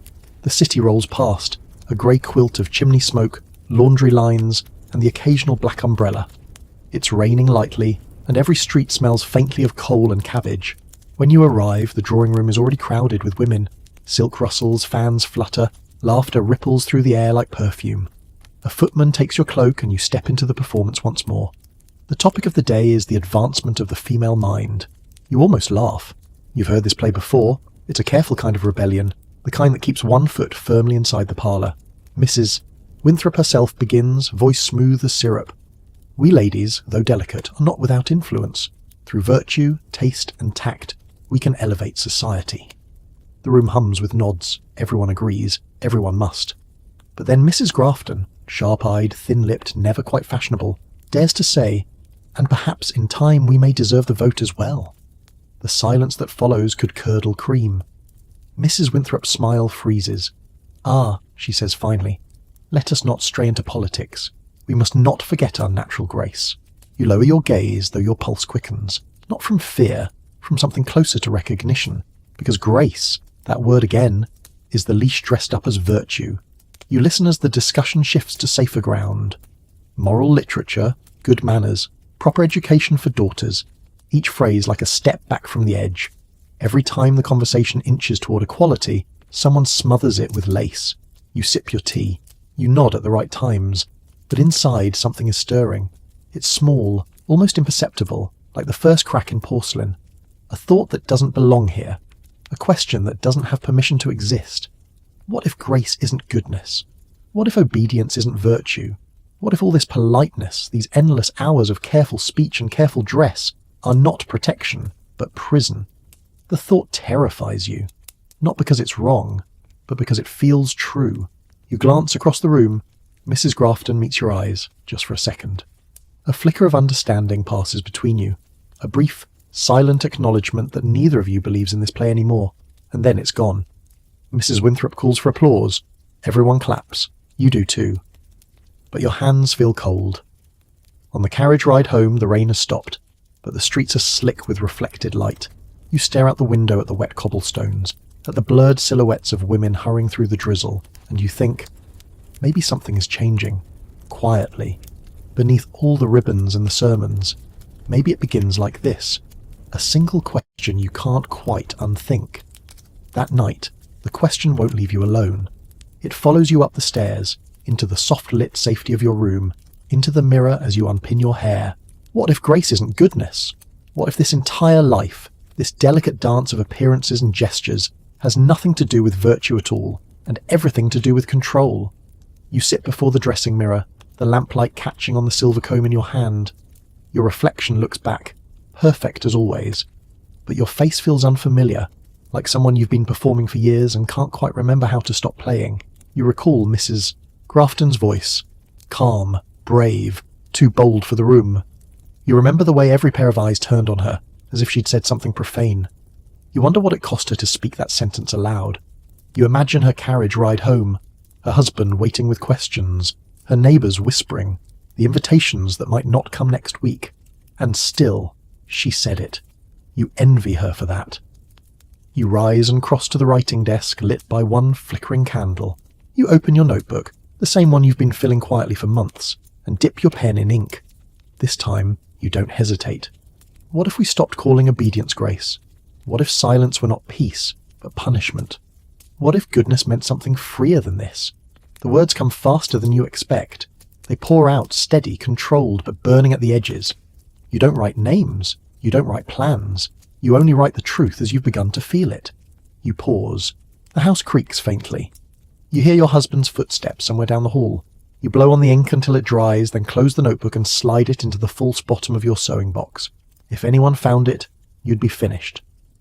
A woman with thoughts too large for her life is a danger to herself and others. You'd be dismissed as fanciful, hysterical, discontented, whatever word makes them most comfortable. You smile at the absurdity of it. The same society that applauds a woman for stitching flowers on linen fears her if she dares to stitch a sentence instead. You stand and cross to the window. The city outside hums faintly, gas lamps glowing through the fog. Somewhere beyond the rooftops a train whistles, a reminder that the world is moving, even if your own life stands still. You rest your forehead against the cool glass and breathe. It's frightening, this shift inside you, but it's also electric, like waking from a dream you didn't know you were in. You think of all the other women, Mrs. Grafton with her sharp eyes, the governess with her ink-stained fingers, the maid with her raw hands, and wonder if they feel it too. This slow, rising tremor beneath the fabric of their days. You whisper softly, maybe one day. The words fog the glass, then vanish. Behind you, the clock strikes 10. You turn off the lamp, slip into bed. Your husband is already asleep, mouth slightly open, the scent of brandy still clinging faintly to him. You pull the covers up to your chin and close your eyes. For the first time in years, your last thought before sleep isn't about appearances, it's about possibility, and that you realize is its own quiet revolution. The next morning dawns pale and thin, as if the sun itself hesitates to commit. You wake before the servant's bell, mind already restless, the echo of last night's thoughts still humming faintly under your ribs. You try to follow routine, dress, wash, compose yourself, but every movement feels like imitation, a faint replay of a life that's begun to slip slightly out of focus. You keep catching yourself, pausing, staring, wondering. The questions you wrote last night are still waiting, tucked inside your sewing box. You can almost feel them there, pulsing like a small heartbeat in the quiet. Over breakfast, the world appears unchanged.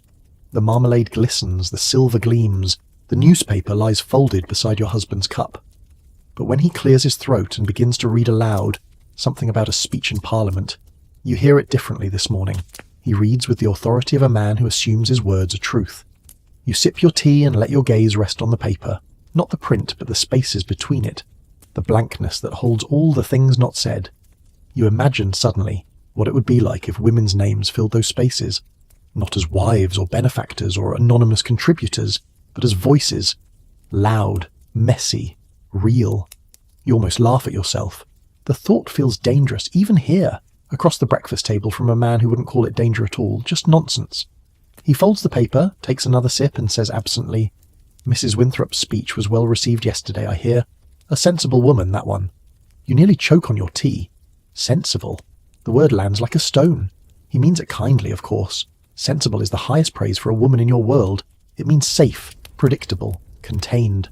A woman who will never cause a ripple. You murmur agreement, though your heart rebels.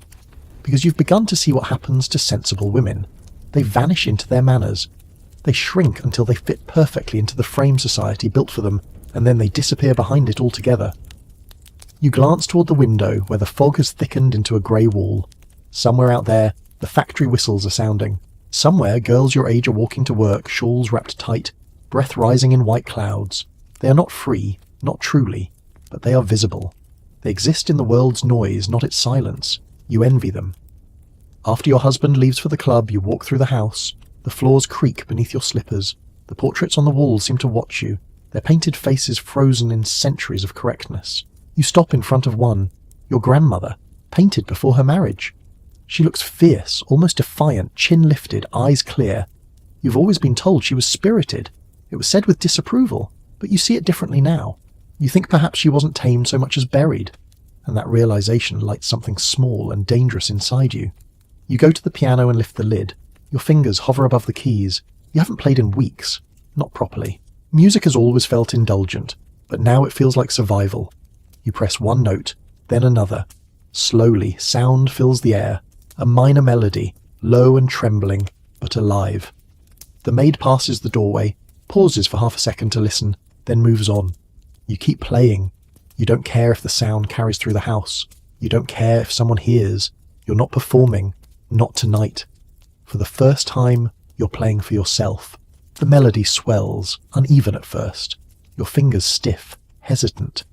But soon something unlocks. The music begins to pour out of you, trembling and alive, rolling through the drawing room in waves. It's clumsy, imperfect, human, but it's yours. For a moment you forget where you are. You forget the walls, the rules, the weight of the corset against your ribs. There's only rhythm, breath, sound.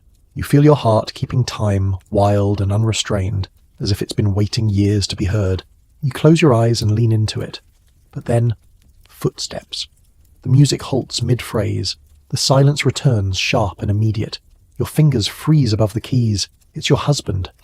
He stands in the doorway, hat still in hand, expression unreadable. "I thought you didn't play in the mornings," he says lightly, though his tone carries an edge you recognize too well.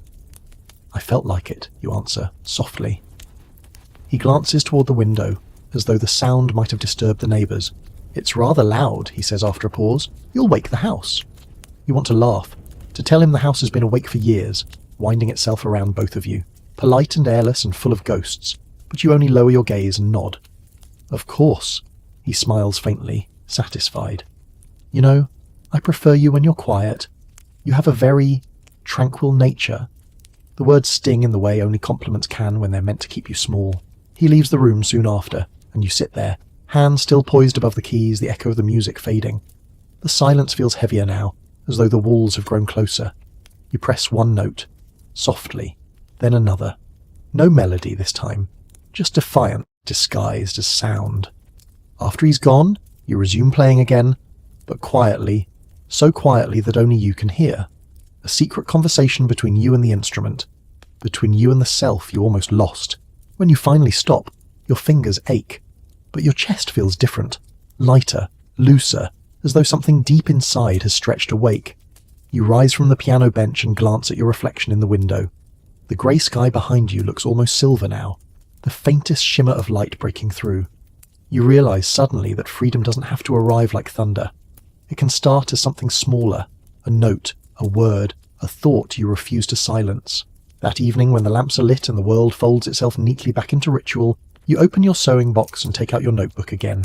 You flip to a blank page. No trembling this time. The pen feels steady in your hand. If I cannot speak loudly, I will write quietly, you begin. If I cannot leave, I will build a doorway in words. You pause. Then deliberately you write your own name beneath it. For once, you don't hide.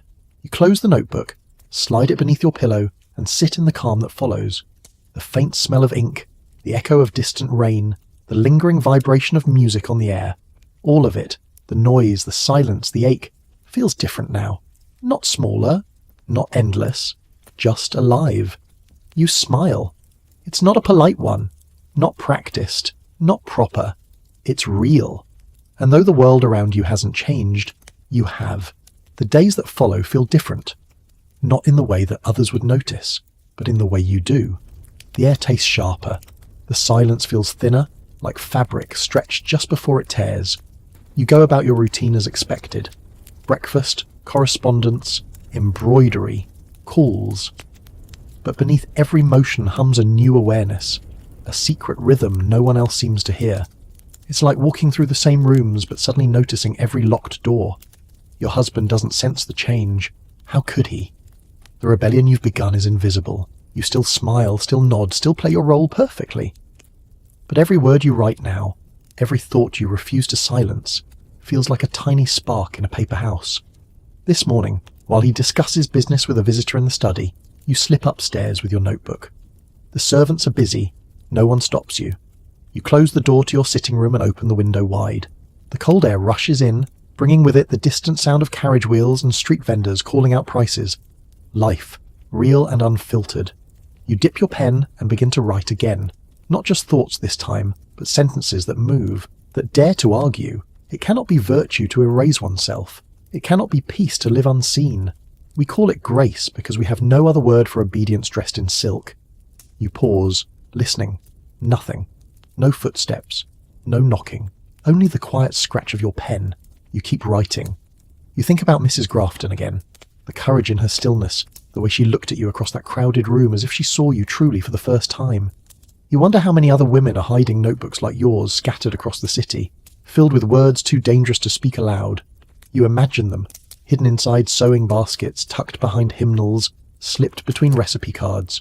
Thoughts disguised as duty, hope disguised as habit. Perhaps you're not alone. Perhaps none of you are. You write faster now, ink blotting on your fingers. You don't care. If the world won't let us speak, we will whisper. If it forbids our presence, we will linger in the margins. And one day, they will find our words and realize we were here all along. You close the notebook and press your palm against the cover, feeling the faint warmth of your own pulse through it. You almost laugh at the audacity of what you've done. Nothing more than a few pages of ink, yet it feels like the first real thing you've ever made. Downstairs, the bell rings for luncheon. You rise, smooth your skirts, and glance around the room to make sure nothing looks amiss. To anyone else, everything appears the same. A tidy space, a polished desk, a respectable wife. But you know the truth now. You've built something they can't see, an invisible life within the visible one. As you descend the stairs, the maid greets you with a quiet nod. You catch her eye for a moment, longer than usual. She looks startled, then smiles back. A real smile, the kind you haven't shared with anyone in months. For a brief second, you feel it. That bridge you once imagined between the worlds above and below the stairs. Two women, different cages, one understanding. At the table, your husband looks up from the newspaper. "You're cheerful today," he says, half surprised. "I suppose I am," you answer, taking your seat. He doesn't ask why. He never would. But for once you're glad. You want this secret untouched. A small, glowing ember hidden under layers of silk and etiquette. It's not freedom yet, but it's the beginning of one. That night, when the house finally settles into its usual hush, you sit by the faint glow of a single candle, notebook in your lap, heartbeat steady but bright. You're not hiding now. You're creating. You've started to imagine what these words could become if they ever left this room. Maybe not a book. Maybe not even a letter. Perhaps just a whisper that finds another woman's ear. Something that says, "You're not mad. You're not alone. It's the world that's too small." You trace the edge of the page, fingertips smudged faintly with ink. There's power in this smudge, you think. A mark of your own making, unapproved and uncorrected. Outside, a carriage rattles past, wheels slick against the cobblestones. Somewhere in the distance, church bells ring the hour. You think of all the women hearing the same bells, counting the same hours, wondering when, if ever, their lives will begin belonging to them. The thought steadies you. You turn the page and begin again. They tell us that our purpose is to preserve the peace of men. But peace built on silence is not peace. It's a cage. They tell us to be grateful, graceful, good. But goodness without freedom is obedience wearing a ribbon. The words feel dangerous, like stolen fire. You don't stop. You keep going until the candle burns low and your fingers cramp. The room smells faintly of wax and rebellion. Then you hear it. Footsteps in the corridor. Your husband's, heavy and deliberate. You snap the notebook shut and slide it beneath a folded shawl just as the door opens.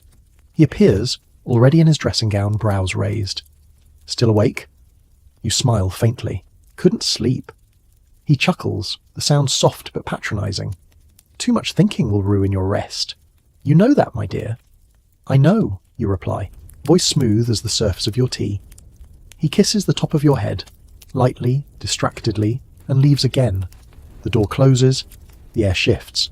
You wait a full minute before exhaling. You retrieve the notebook, heart still thudding, and tuck it deeper into its hiding place. You'll keep writing tomorrow, and the next day. You don't know what it will amount to, or if anyone will ever read it, but it doesn't matter. You've begun. In the mirror across the room, you catch your reflection. The faint gleam of candlelight flickering over your face. You look neither fragile nor fearful now. You look awake. It's startling, that realization. To see yourself as something more than decoration. More than a role. You whisper softly into the quiet. "They will never know me." It isn't despair this time. It's defiance. Because now you do. Tomorrow you'll still smile at the breakfast table. You'll still pour tea, still nod, still listen. But every gesture will carry a secret weight. A private history. A reminder that while they believe you docile, you are busy building something no one can erase. The world outside may never read your words, but one day someone will find them in a chest or a drawer or beneath a cracked floorboard and realize that even within the strictest walls, women were thinking, dreaming, writing. And maybe, when that day comes, they'll understand. History wasn't made only by those who spoke loudly. It was kept alive by those who whispered. You blow out the candle. The smoke curls upward, faint and fragrant. In the darkness, the quiet feels full, not empty. You close your eyes. You're no longer just existing. You are becoming. The days pass in their usual rhythm, calls, letters, polite conversation, but something inside you hums differently now. The old silence no longer feels like safety. It feels like sleep. And you have begun, very quietly, to wake. It begins with small acts. You start to speak a little more plainly at luncheons. When someone remarks that women are too sensitive for politics, you let your smile falter just enough to make them uncomfortable. You stop apologizing when you take the last scone. You stop lowering your gaze when men speak over you. They notice. Not all at once, but gradually, like birds startled from a field. Mrs. Winthrop comments that you seem brisk lately, her voice sharp beneath the sugar. Another lady calls you independent, which sounds like both a compliment and a warning. You pretend not to hear either, but inside you feel something fierce bloom, a spark of satisfaction. You've started writing every day now, not only at night but sometimes in the mornings, before the house stirs. You write in code, little fragments disguised as prayers or grocery lists, phrases that mean nothing to anyone else. 3 apples for the market really means 3 thoughts that scare me but must be written. Your words are spreading across the pages faster than you can contain them. Sometimes they frighten you, sometimes they steady you. Always, they remind you that you exist. One afternoon, Mrs. Grafton calls unexpectedly. The maid announces her with a note of surprise. You haven't seen her since the advancement of the female mind meeting, where she nearly started a revolution with 1 sentence. She enters your drawing room with quiet confidence, rain still beading on her cloak. You offer tea, but she waves it away. "I didn't come for tea," she says softly. Her eyes flick toward the writing desk, then back to you. "Do you still think about that day?" You nod. She smiles faintly. "So do I. I thought I was the only one." The 2 of you speak cautiously at first, circling around the forbidden subject. But soon the air thickens with honesty. You talk about reading, about loneliness, about the way women's lives are curated like exhibits. You talk about the ache of wanting something you can't quite name. It feels dangerous, this conversation, like walking along the edge of a cliff, but also intoxicating. Mrs. Grafton leans forward, her voice dropping. "I've been meeting with a few women, quietly, to discuss education reform, writing classes. Nothing radical, of course." Her eyes sparkle with irony. You both know that in this world, a woman reading the wrong book is radical enough. You hesitate. The words yes and no fight in your throat. Finally you ask, "Do you think it's safe?" She smiles, just barely. "No, but that's not the same as impossible." The sentence hangs between you like a lantern. When she leaves an hour later, your pulse is still racing. You stand by the door long after her carriage has gone, fingers pressed to the wood as if trying to hold on to the moment. Safe and impossible. You whisper the words to yourself again. They sound like a choice. That evening you take out your notebook and write a new line, different from all the others. Not observation, not reflection, but intention. "I will not spend my life waiting to be permitted." You underline it once, then close the book. You have no idea what you'll do next. But for the first time, that uncertainty feels like freedom, not fear. The next morning arrives soft and grey. A low fog curls along the street, muffling sound and softening the edges of everything. You sit by the window in your robe, tea cooling beside you, notebook open. The ink gleams wetly in the early light. You read over what you wrote last night. "I will not spend my life waiting to be permitted." The words look both fragile and certain, like a bridge made of glass. But as you trace them with your fingertip, you feel something steady form beneath the fear. Resolve. You don't need to make speeches or break doors to change things. You can start small, the way every real revolution begins, in whispers. When your husband appears in the doorway, you close the notebook calmly. He asks if you're coming to breakfast. You nod. He doesn't notice the ink stain on your hand. At the table, he talks about markets and railways. You listen politely, but your mind hums elsewhere. When he asks if you'll be home this afternoon, you answer honestly, "No." He looks up, surprised. "No?" "I'm visiting Mrs. Grafton," you say, tone mild but firm. "She's starting a reading circle." He frowns slightly, as if the idea doesn't fit into his world's geometry. "For what purpose?" "To read," you say simply, meeting his eyes, "and to think." The silence that follows feels like a test, but you don't fill it. You've learned that silence can be a weapon too. After a moment he shrugs. "Well, so long as it's respectable." You smile, a small private smile, and finish your tea. Respectable. How generous that word sounds when spoken by someone who never has to earn it. Later, as the carriage rattles toward Mrs. Grafton's house, the city feels almost alive again. The rain has stopped. Market women shout prices from beneath striped awnings. A boy runs past with a bundle of papers, ink fresh on his fingers. You wonder if your words could ever travel like that, beyond walls, beyond whispers. When you arrive, there are only 4 women gathered around the fire. They greet you cautiously, with a kind of warmth that hides its flame until it's sure it's safe to burn. On the table before them lie books, some poetry, some essays, one well-worn copy of A Vindication of the Rights of Woman. You pick it up. The cover is soft from handling, the margins filled with pencil marks. You glance up. "You've all read this?" Mrs. Grafton nods. "We're reading it again." You sit. You open the book. The pages whisper faintly as you turn them. As you begin to read aloud, something inside you settles.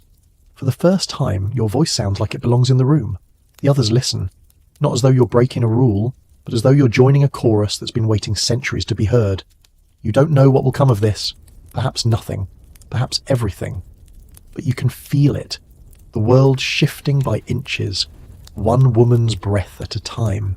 Later that evening, when you return home, you open your notebook once more. You write slowly, deliberately, savouring the words. Today I spoke without permission, and the sky did not fall. You close the book and slip it beneath your pillow again. The air smells faintly of rain and ink. You lie back and listen to the city breathing beyond your window, the carriages, the bells, the soft murmur of a world that has no idea what's coming. And you smile, because you do. The house is dark now. The city too. All the noise and ritual of the day has folded itself into a gentle, breathing silence. You rest there, the ghost of ink still on your fingertips, the whisper of words still humming somewhere beneath your heartbeat. Outside, a lamp flickers in the mist. Inside, the clock ticks on, but softly now, less a demand, more a lullaby. You think of the women you've met, the governess with ink-stained hands, the maid with blistered fingers, Mrs. Grafton's steady eyes. You think of every quiet rebellion that filled a diary, every forbidden sentence that refused to die, every act of grace that was really courage in disguise. And you know, now, that you belong to them. Not by blood, but by persistence. By the quiet, steady pulse of thought that no corset, no etiquette, no century could fully silence. You let the stillness settle over you, heavy but kind. The kind of quiet that feels earned. The night deepens. The rain begins again, soft against the glass. You imagine the ink in your notebook drying completely, your words safe and waiting. Someday, perhaps, someone will find them. Maybe a daughter, or a stranger, or a woman centuries from now who recognizes herself in your voice. You hope she does. You close your eyes. The room fades, the world softens, and all that remains is the rhythm of breath, the pulse of possibility. The story isn't finished, but for now, it can rest.